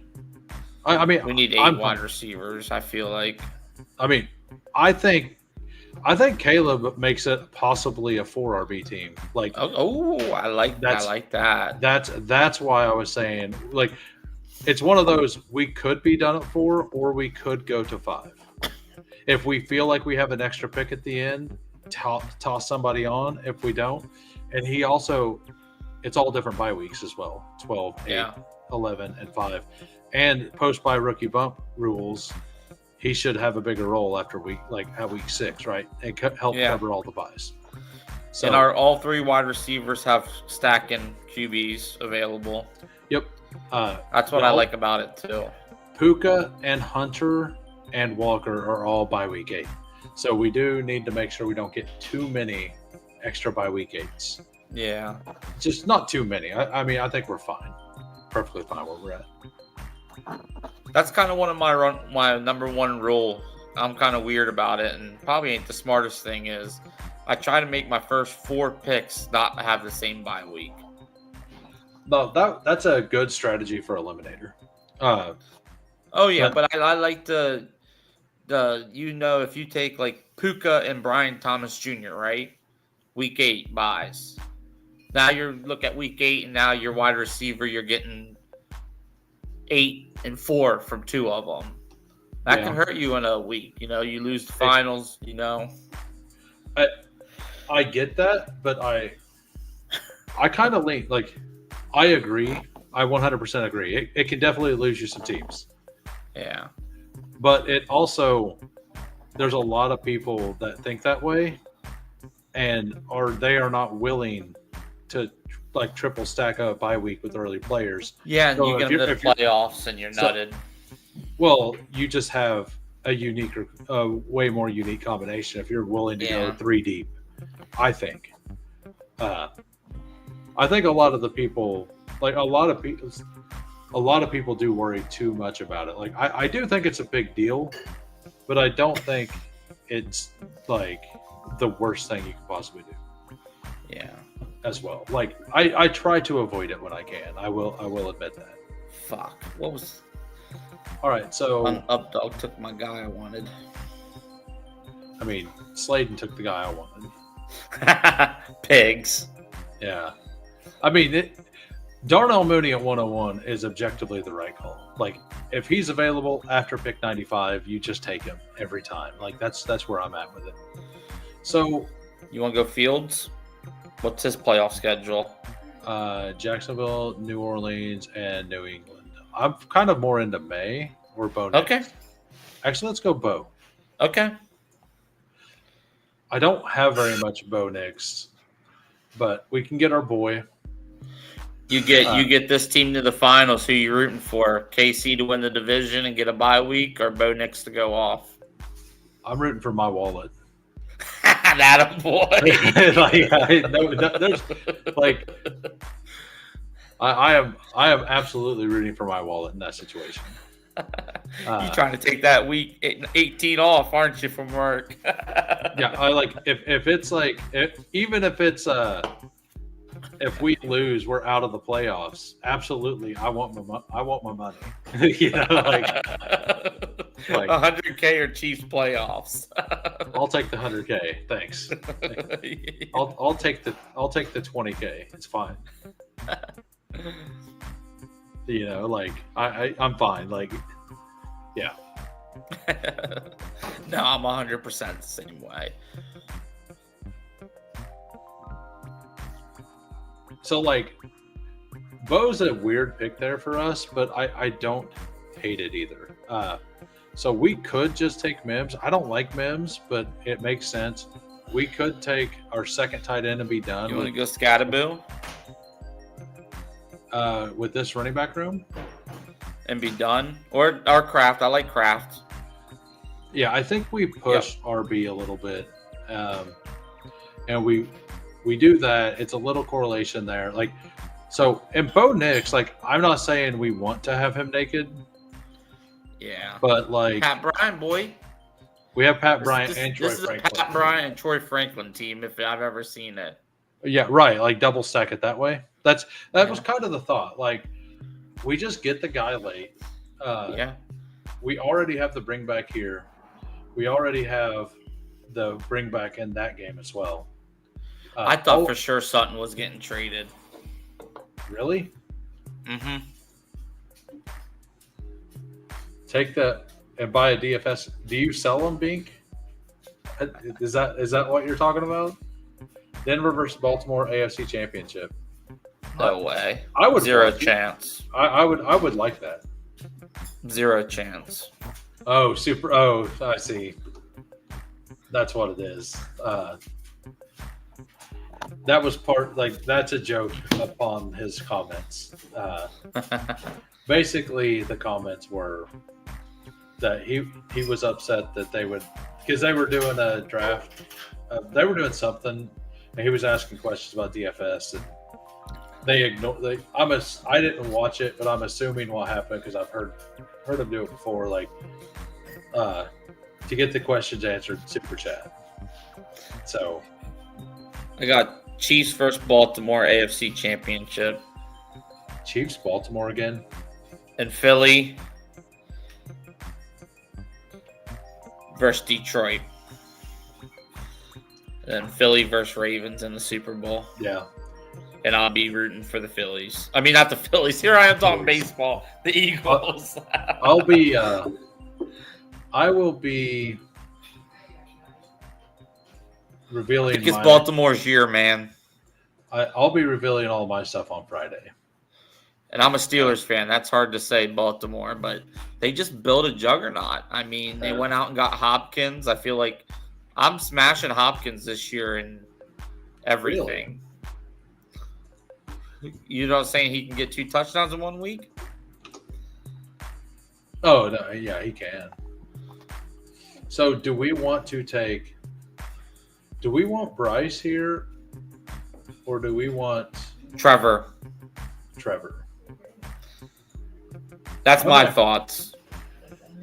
I'm actually fine.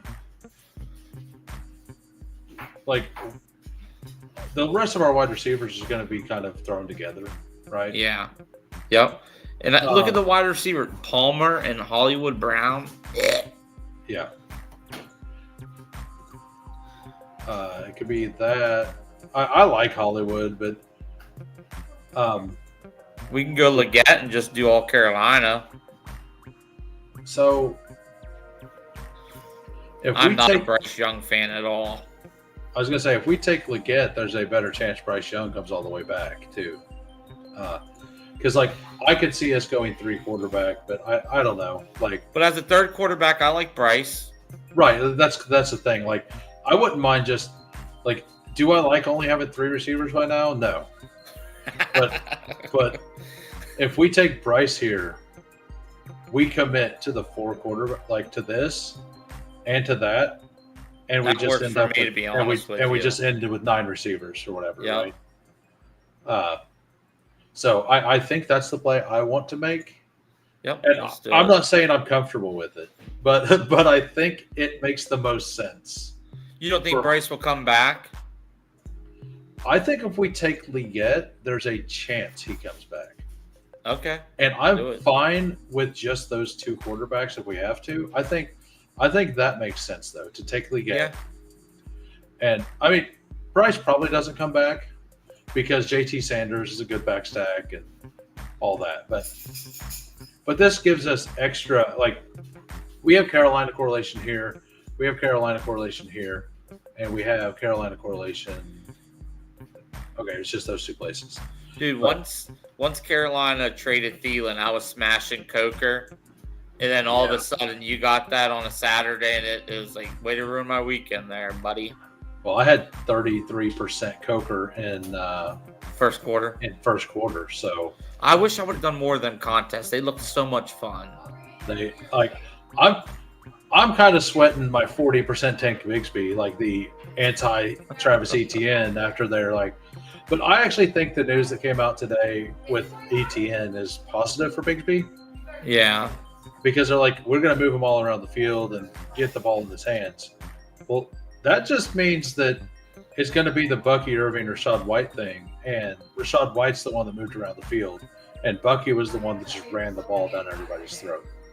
Yeah, I did like I think 15 first quarters. Oh, nice. So I think Bigsby's going to be the one running the ball down Carolina's throat. I was doing 4 quarterback teams.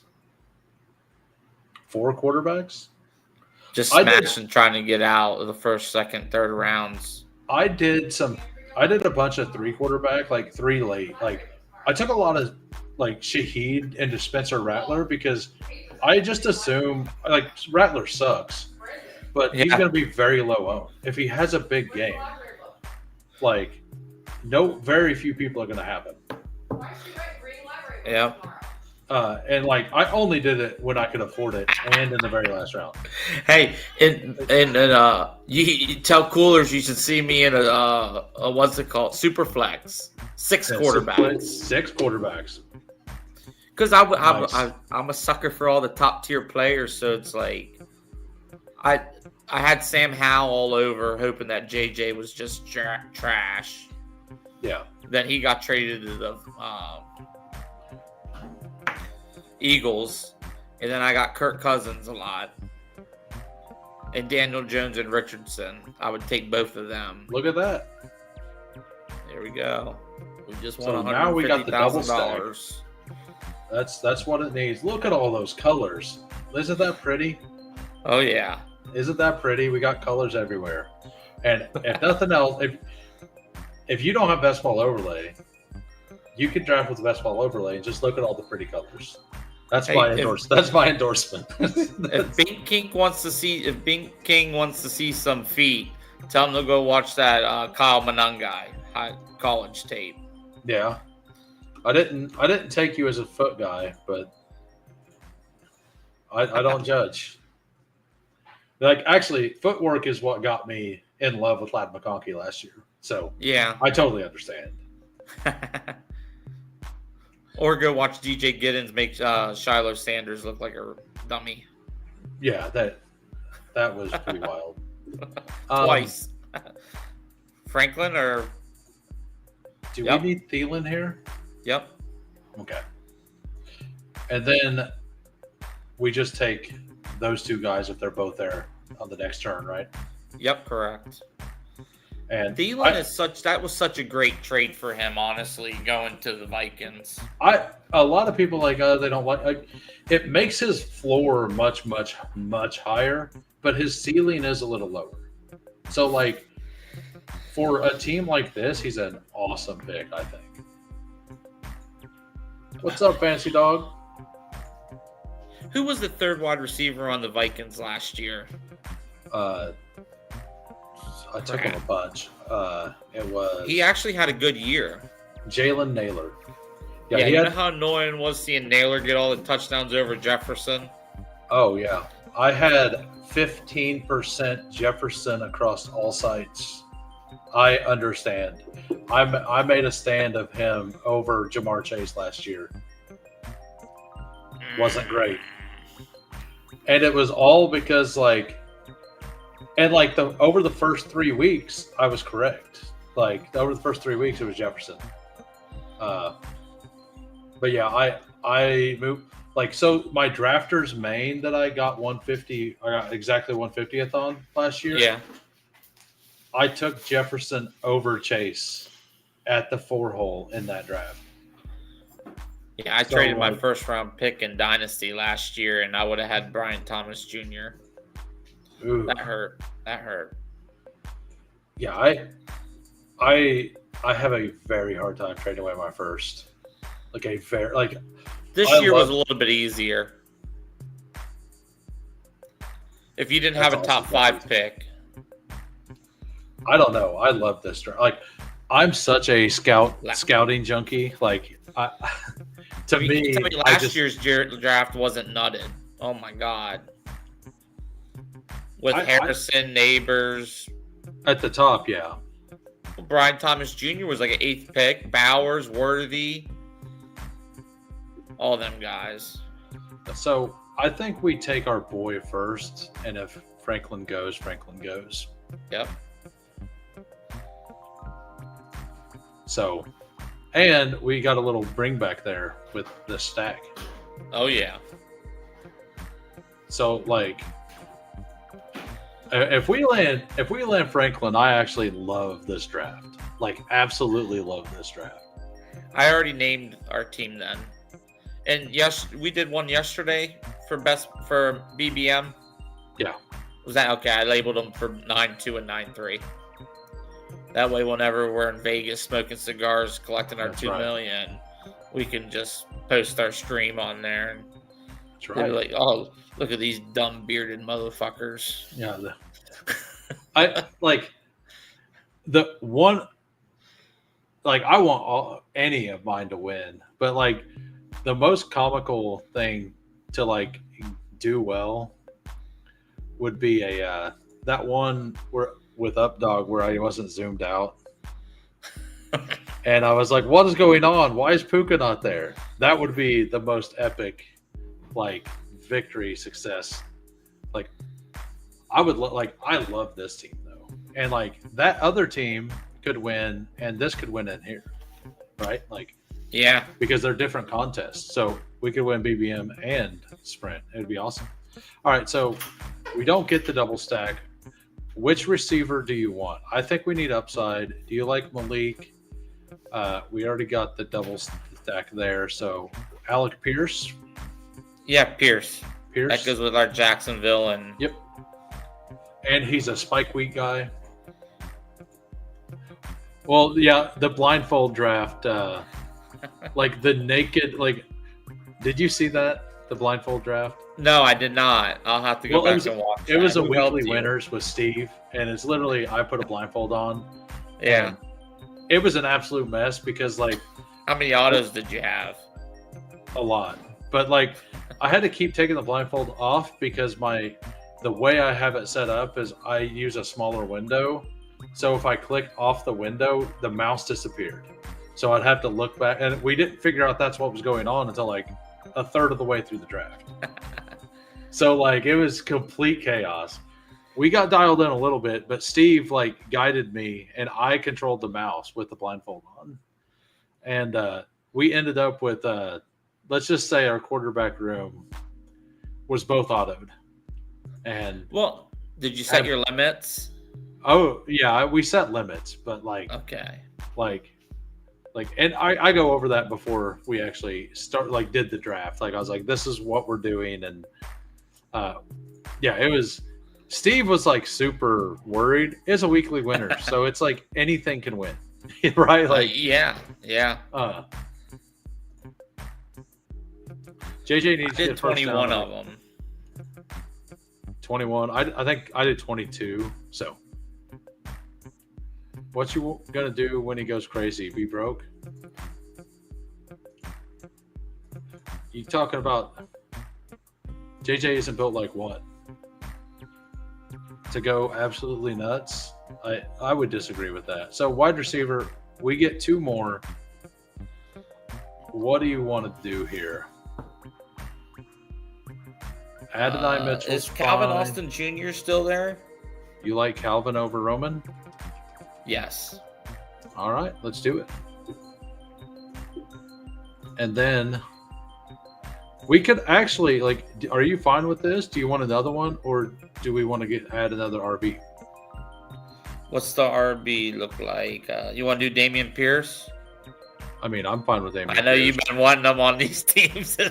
No, well, like I assume he's going to be like in this. He's not going to be as low owned, but for DK, for the DK main, I'm smashing him because he's going to be low owned. Rashard Smith here with the Bo Nix bring back. Yep, do that. Could work as well. Like I think Puka, Tet, Hunter, Leggett, Thielen, Bryant, Pierce, and Austin can absolutely work. This is where you call me crazy, and look at Matt Stafford still sitting there. I mean, we could just do that. I like our running back room. Stafford, how many picks after ADP? Like let's just 40. That's a good call. Just take the advanced read. Yeah. All you gotta do is make the playoffs, and then boom. Yeah, and it's stacked with our number one receiver. Now that I said something, he'll go watch. No, this guy ain't taking him. But it's also going to give us another bring back in this game too. Yeah. So, and we got the Indy piece on accident for that. So yeah, let's just go 4 quarterbacks here. That's what I'm saying. In the playoffs, who's getting you in let's say Bryce Young's benched by week 8. You never know. Well, this is my Lawrence is always hurt. This is absolutely my first 4-4-8-2 of the season. This is what I bring to the table. Yeah, so we got a 4-4-8-2, everybody, and it is a Bo Nix, Trevor Lawrence, Bryce Young, Matt Stafford.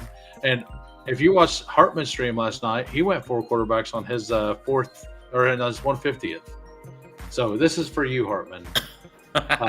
Achan, K. Walker, Kamara, Caleb Johnson. That's a really good RB room. That's crazy right there. And then wide receivers, Puka, Tet, Hunter. Then we waited a long time, but I think we built it out well with Leggett doubled, Thielen, Pat Bryant, Alec Pierce, Calvin Austin, and then Warren and Kraft. We will probably rarely flex wide receiver. I mean, we'll probably flex tight end a bit, honestly. Yeah, even running back. Yeah, it'll be RB just probably like 10 weeks. Yeah, as long as they stay healthy. Like, this team is good. I could see Kamara maybe going to Cowboys. I mean, there's a lot of trade opportunity. Oh, there is. Absolutely. AJ could be a decent real game quarterback on the leash. I think if the Saints saw more out of who was their backup running back that they thought was high? Shoot, Miller. Saints, Kendra. Yeah, I feel like if they saw more out of Kendra, Kamara wouldn't be there right now. I mean, Kendra's just not been healthy. Yeah. So sprint. So the second one, definitely got to realize which one this one is. So.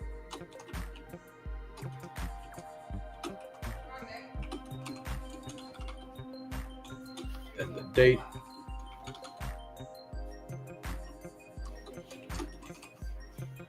That is, there we go. Got it labeled. I assume you labeled ours as well. Yes. Yep. I got both of them labeled. And you got the 30th and the 27th. You got the email, right? Like correct. Yes. So, yep. Yeah. Well, so yeah, I'm gonna hop out of here. I'm gonna do some sprints with you guys though, but off stream. Sweet. Yeah, so I'm gonna continue to to do with the wife for a couple. Yeah, sounds good. Drafts. I'm gonna be doing more sprints. We're gonna enter another sprint for anybody who cares, and we'll be entering in 10 seconds. And by the way, thank you for popping in. I had fun again. I really like that second team a lot. Like, I think the extra quarterback is super nice. Oh, it's going to be a loaded one. Waiting on 10. Some people got in the pre-flow. So I just filled the pre-flow. well, congratulations. So I'm in both. I'll be in both. both. We'll be doing sprints for. I'm doing 5 tonight, so I'll have like 20 of them. I'm not chasing the overlay. I want to get to like 50, and I'm at 27. So I've got a lot to do, and I'm just going to continue to do them. And I don't want to double box them on stream. Okay. And I don't really want to double Pickler's them in off mine. stream. Do what? That Parlay Pickler or whatever, he's in this one. Nice. Very nice. Yeah, so Beat King's very negative on JJ McCarthy for the year, it looks like. Me too. Me too. I don't like him at all. I'm a believer in KOC, and like that man fixed Sam Darnold. Like how were we like? And then they took this guy really early in the draft, and he's the only one that's had hands on JJ McCarthy. Him and yeah, like I think it's a pretty good deal for him. But we got Forey Wayne at the 101, PP Punch at the 3. We got King of QC at the 8. Schuster is gonna double box with the 9. Parlay Picker also here at the 10. Slayton at the 11, and we are at the 12. All right, guys. Well, good luck this season to everybody, and let's win some money. The question I had for you after streaming this year, was it fun or work? It was fun, but I'm also a degen. Yeah, so am I. I'm gonna sit here and draft anyway, and like while I sit here and draft, I'm gonna be in chats talking. So like for me, like there, like so the stuff that happens before it, like making the thumbnail and like asking people a couple, like some of that stuff, like I can kind of do it while I'm sitting here drafting teams during the day. Yeah, but I don't have a wife and kids or anything. Like I ride solo. I will always ride solo. I like my freedom. I cannot stand somebody telling me what to do or when to do it. I make those decisions, and I know that. So nobody needs to deal with that. so like it's just better, right? I got pick 9 in both drafts. Very nice. I took Nico in that one. Let's see who I get in this one. Then I'll hop off. Yeah, it wasn't. To me, it wasn't really work. I know some people say it is. There were some days that it was like I don't really want to do it as much, or like I didn't feel as good. But it like as soon as I started streaming, it honestly wasn't that bad. All right, I got Nico on both. Nice. I hope he stays healthy, man. Who, Nico? What's your percentage on Nico? Let me look. See, I hate how underdog. Go ahead. I would love to get that in a sprint. Puka Amon is so good for sprint. We're gonna do this because I have an idea. All right. Come on. Let's see. Exposure. I built a team out earlier that I really liked, but I kind of got cucked on my quarterbacks. And I'm wanting to build a slightly different version of that this time. Being King says, just my outlook and opinion. If you win with JJ, good for you, but I won't need him. And part of the JJ bet is that he actually brings a little bit of rushing upside. Look at that start. Nice. I have a bunch of that start. I love it. That's like one of my favorite starts is Nico. And basically any of the number ones with Brian Thomas is like my favorite start. I got Achan in the other one with Nico. I mean, Achan has an awesome sprint schedule, so yeah. And so does Derrick Henry. But yeah, I don't know. What does everybody think about the background music? Is it good? I think I want to change it. Yeah, but I'm out of here, guys. Enjoy the season and good luck. And I'll join in the streams whenever I see them pop up throughout the season. Hey, no problem. And good luck on your weekly stuff. Smash 1 for 20. Yeah, I think I won the BR already, so we're good. Hey, you win it. Think about me. If we win it, I gotta think. If we win it, if I win it, I gotta thank Chad Candles for doing one on stream because I wasn't gonna do any of them. All right, Hugh Hames. Good luck Yep. this year. Yeah, Later. you too, man. Peace. All right, bye-bye. All right, Updog says he's exhausted for tabling 2. Fancy Dog says, my man, who? Love him. And then the right girl comes along. Oops. Yep.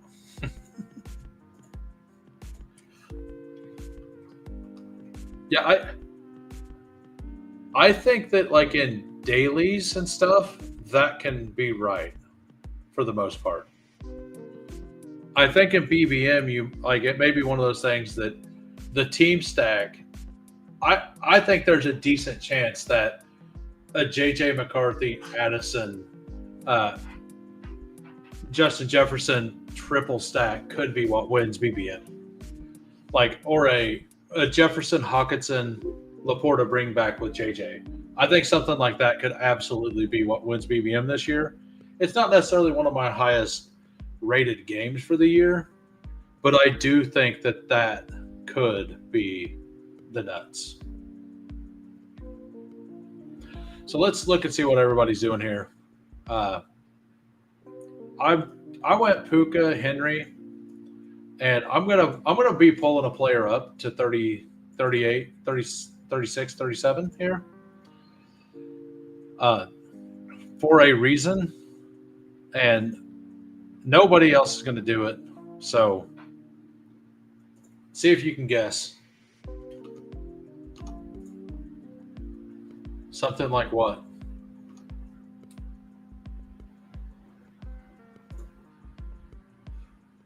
So, we're going to take him, and then we're also going to take. So, the last time I did this, I went with Harrison, and I didn't like the way the Harrison stuff ran out with this stat going.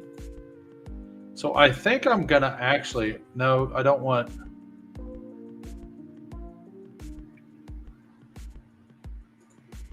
I think I want the Worthy. Yeah, we'll do the Worthy. All right. Oh, yeah. Well, yeah, something like that. Oh, yeah, that is right. Yeah, because that was like our exact team. But we added Isaac Tesla. I don't remember the running backs we had, but it was definitely Laporta plus Hawkinson with Jefferson with the JJ team.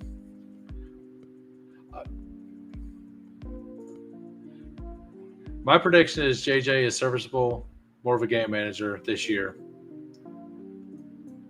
I mean, that's probably correct, but he also goes in round 11. You know, like a game manager could get a 4 touchdown game at any point on a good offense. Like, I just don't think he's a 0% guy. Is all. Like, I'm actually underweight JJ.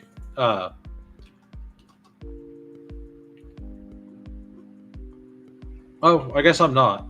I guess I'm 9%. I thought I was underweight. So I guess I'm a liar. Sorry, everybody. I'm a liar. I'm not drafting Vikings heavily because I'm a Vikings fan. I'm drafting Vikings heavily because I've seen firsthand what their strengths and weaknesses are. Yeah, like the Jordan Addison's price to me is wild. Like that 3-game suspension. Yeah. I know. I'm a bad person. That's what we learned right now.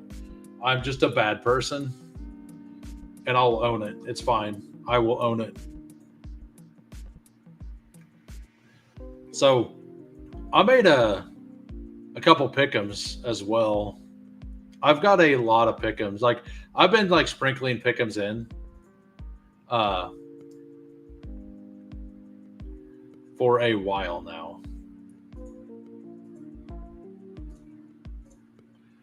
And a line I really liked that I seen today was Jatavian Sanders. Where in the hell do I see? I don't know where I see that. Jatavian Sanders over 19.5 yards feels pretty good to me. Like, am I wrong to think that that's a really good number? Jatavian Sanders 9.5 yards. So here,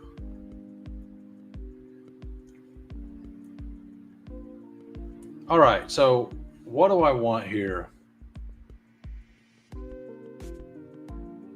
I think I want to do this.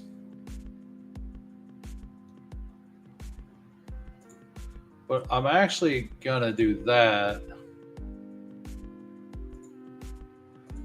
Yeah, we're going to do this. We're going to go Golden and Harvey. Harvey plays Green Bay week 15 and KC week 17. And Golden plays Baltimore and Denver. So those two with Henry and Worthy all play. And Puka and JMO all play. So, like, the goal here is what I did the last time is Puka plus JMO plus Hawkinson gets you into all of that stuff. So, because Detroit and LA play that week, but you also get the Minnesota game. And it gets you into Atlanta, and I love Atlanta's schedule. So, I need to do this with a Puka London, like a Puka London start, bringing JMO in. This is what I really want to do. A Puka London, bringing JMO in, and Kenneth Walker. Like, that is what I want to accomplish. Because the Kenneth Walker plays Seattle there. So you get all three of the Rams schedule, all pretty much at cost. And Detroit plays Minnesota, which is a good matchup, and Seattle also plays Carolina week 17. So you get those game stacks, but you also get the worst rushing defense in the league with the lead back. So, like, that's a top four that I want to do a couple times if I'm at the back end. I can't land it here. The last time I did it, I did it the last time. I did those two. I didn't realize I needed to bring up Seattle. And you're bringing up two players from this side of the board to this side of the board, so it's incredibly unique. Making this one a cardio club. Good luck, everybody. Nice. Still waiting on rebuttals. Addison's your biggest stand? I have a lot of Addison myself, so I'm not like way overweight Addison. I mean, let's just look at Minnesota, because I got a pretty big stand on Minnesota. If it pops up. 11% Jefferson, 13% Addison, 13% Hawk, 11% Mason, 5%. And then with all of that, I'm still only 9% McCarthy, if that's – and all of the Thielen was mostly before he went there. So I'm just a believer in KOC. Addison is my highest exposure wide receiver, therefore McCarthy. Yeah, like, and I don't think McCarthy being your highest exposure is a little wild to me. Like, I think that is a lot. I would love to get Hawkinson here. Hopefully Slayton doesn't take it. But the Keon Coleman here also kind of plays with this. So this draft, we're actually just going to build out like full game stacks and stuff. Actually, we're just going to pull Bo Nix up again. Bo Nix gives me a stack already with a bring back there and a bring back there. So I think for playoff correlation stuff, doing Bo Nix there makes a ton of sense. Um,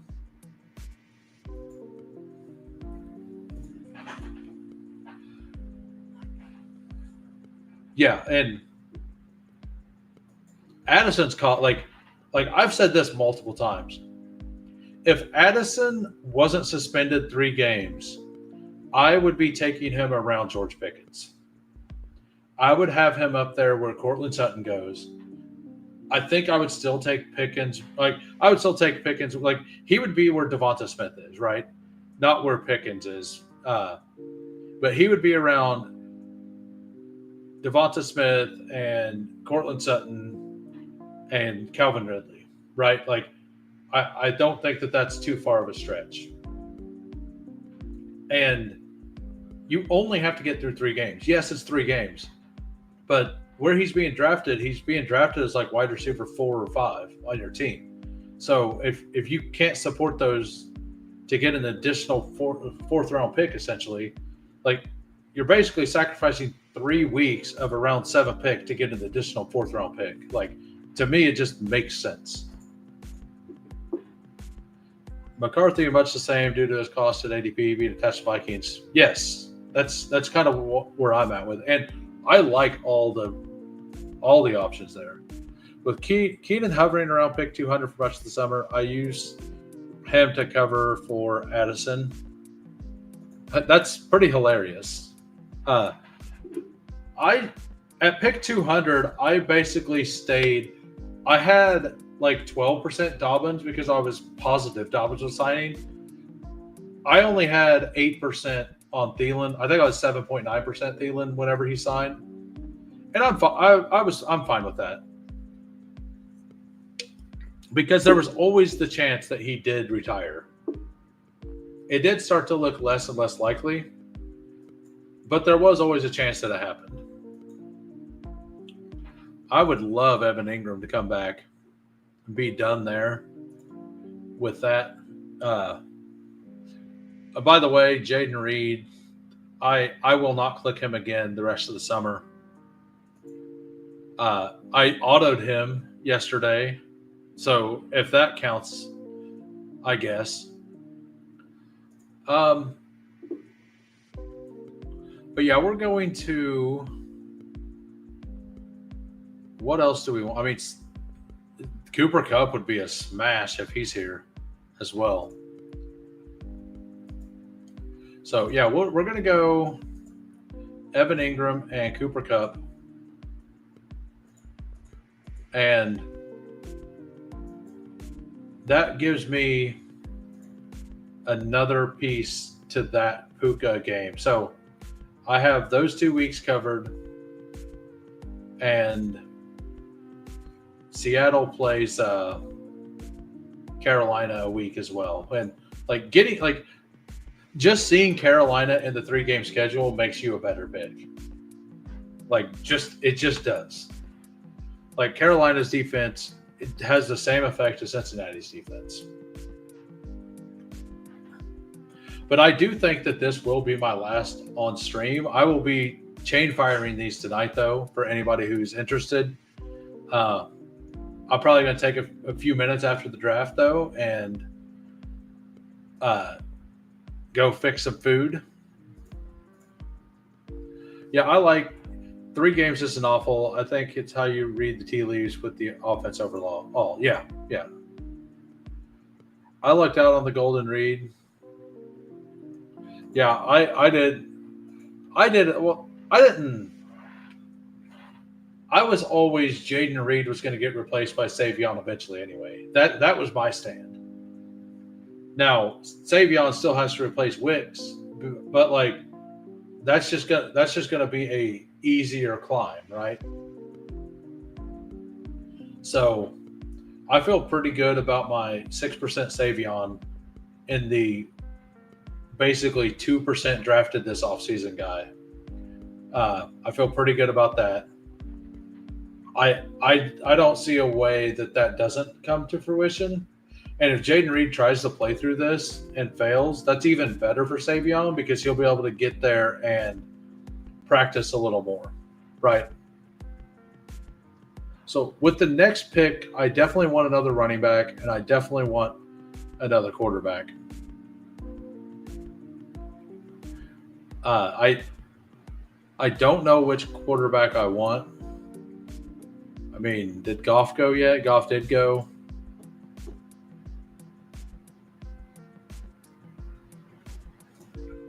And then Jordan Love went. So I'm pretty much out on quarterbacks.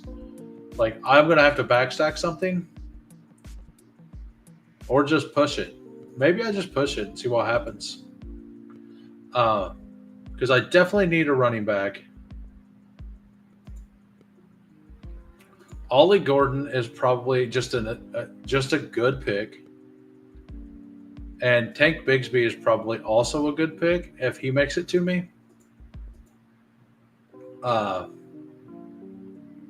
If not,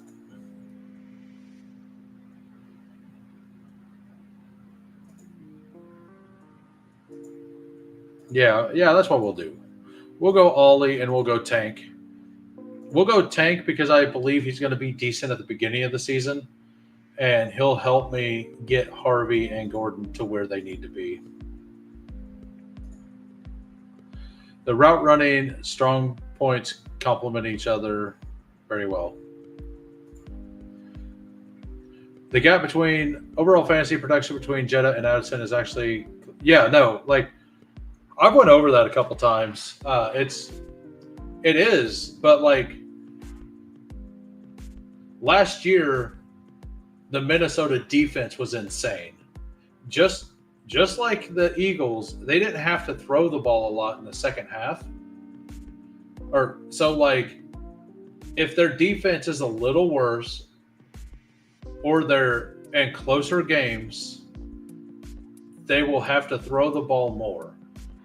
And they both smoked their ADP last year when in a lot of the games they weren't even in game scripts that they needed to pass the ball. And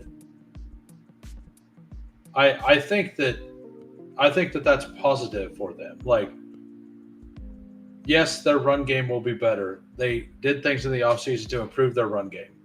I understand that. And maybe they will have less plays per game. But if there are more plays per game that are the passing script, like, I just think their offense will score more points overall this year. And it'll be pretty hard for their defense to be much better than it was last year, I think. So, is Savion wide receiver 2 or running back 3 by week 17? I don't know. Probably both. Christian Watson is probably back for end of season. He probably is, but Watson doesn't do the things. Like, Watson is the Wicks replacement. And Savion is the Jaden Reed replacement. Oh, I love the coordinator. What's his name? He puts people in absolute blenders. Because he does all those super exotic blitzes and stuff. I'm going to see the name and just instantly be like, oh, yeah, how did I forget that? Brian Flores. Yeah, like I said, I was going to see it and be like, oh, yeah. But, yeah, he is an awesome D coordinator. He's been successful doing the same thing for 2 years now. But nobody's came close to figuring it out. I just think that this year, not saying they're going to like fully have figured it out, but I just think that it's going to be a little closer. So we're just going to double tap quarterbacks here. Stafford and Darnold, assuming, okay, yeah. Look at all this like lag. So we're going to refresh again. And I agree, he is awesome. There will be games where they are smoking people. Look at all that correlation.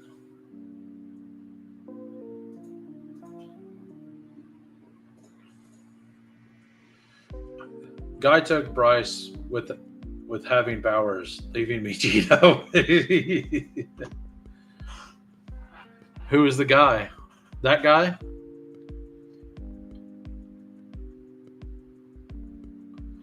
He's probably going to backstack it. Oh, he has Leggett. I mean, I actually like Bryce Young better than Geno. So I don't mind it. And he still needs a second tight end, so he probably did it so he could also take JT Sanders because like he's already stacked. Like King of QC is a good drafter. I'm assuming there's a method to the madness. But they are fully into that game stack. So I know. They're gonna take Jackson Dart down here. So they're gonna go like Jatavian Sanders, Jackson Dart. All that being said, I'm betting Bears. Like, I keep hearing people say that, and I could not be any different. I could not think any different on this. Doing my loan 555. You're going to do that while double tapping sprints? You should probably wait a minute. Oh, I guess it just fills when it fills. Put Bears defense in at captain.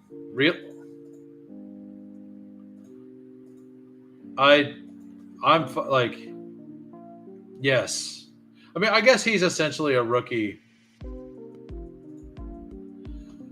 I guess he is essentially a rookie quarterback going against a defense that's pretty good. Jalen Johnson is awesome.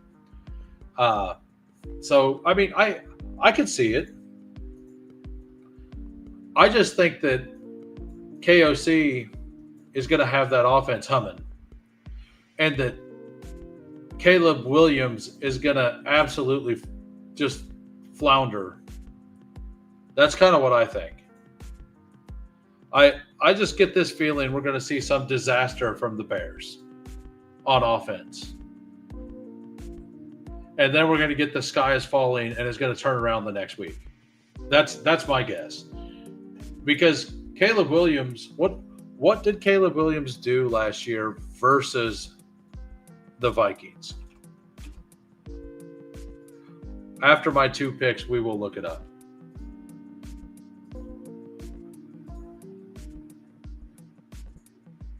I mean, could we get any more slappy than this?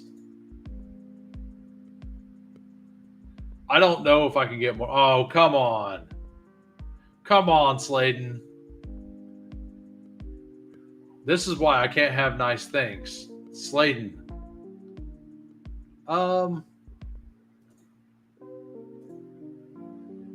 Yeah, we're going to go Pat Bryant, DJ Giddens.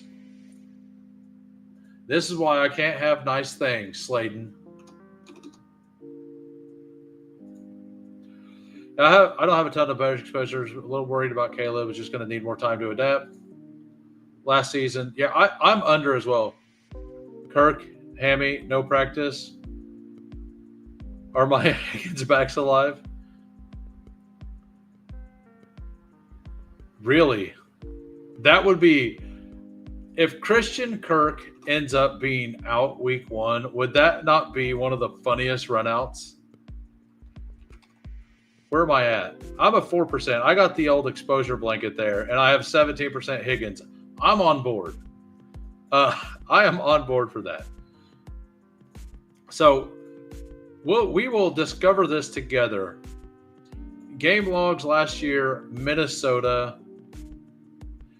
week 15. He went 58% completions, 31 attempts, 6.2 yards an attempt, 1 touchdown, 3 rushing yards, and 68% with 47 attempts, 7.2, 2 touchdowns, 33 rushing yards. So he had a pretty good game that week. So he didn't do that bad against him.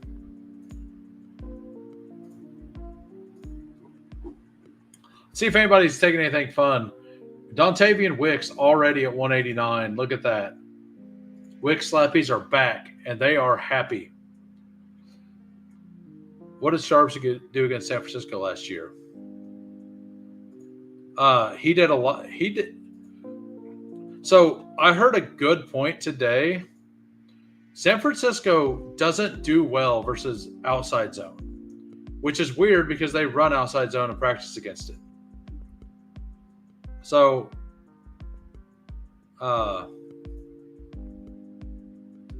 we will look at this real quick.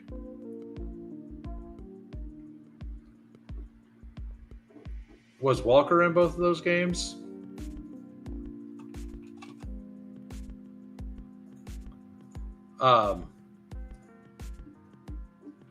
Let's look. Okay, so he had 20 points and 13 points. So 59 yards and 69 yards. But they've also, San Francisco also lost enough talent in the free agency to cover an entire team's salary. Like the contracts that the players they lost, if you total them all up, it equals one team's entire salary for the year. So use that information however you want. So we got Bo there. I think we want Adonai this time. And I think we definitely want another. Do we want Burchard or do we want Hunter? We want Hunter. So we're going to go Jarquez Hunter here. And Adonai Mitchell. So the team, we got a 3-6-7-2. Got Bo Nix, Matt Stafford, Sam Darnold. We took both of them way early, but I don't care. I had to get my quarterbacks, and all of them went early. Derrick Henry, Harvey, Ollie Gordon, Tank, Giddens, and Hunter. Tank better help me, and Harvey better play reasonably early. If those things happen, this team is really good. And the wide receivers, Puka, Jamo, Worthy, Golden, Cup, Bryant, and Mitchell. I really like it. Cup allowed me to take 2 swings at the end. And then Hawkinson and Ingram. Yeah, I really like it. Started hot, but blah. Or 200 total yards, 2 touchdowns. Okay, got it. Weird part of me wants to take Walker and Sharps in DFS lineup. Like, I like Kenneth Walker as a scroll down in the daily stuff. I do. I like it quite a bit. But anyway, I am done for the day. I want to thank everybody who came out. I will be on tomorrow. I'm going to do one more BBM tomorrow, assuming it's open, as my, like, I'm going to probably enter it at about 6 p.m. or something. I don't know what time it'll be, but I'm going to do one more. Let's go look and see what it is. It's not even 98%. It's 97.5. It needs 2.5% still. It should be open. I think it's going to overlay. We'll find out. If it's not, I'll still be doing some sprints tomorrow or some puppies. We will figure something out. I'll see everybody tomorrow, 4 p.m. Central. Have a great night, everybody. Peace.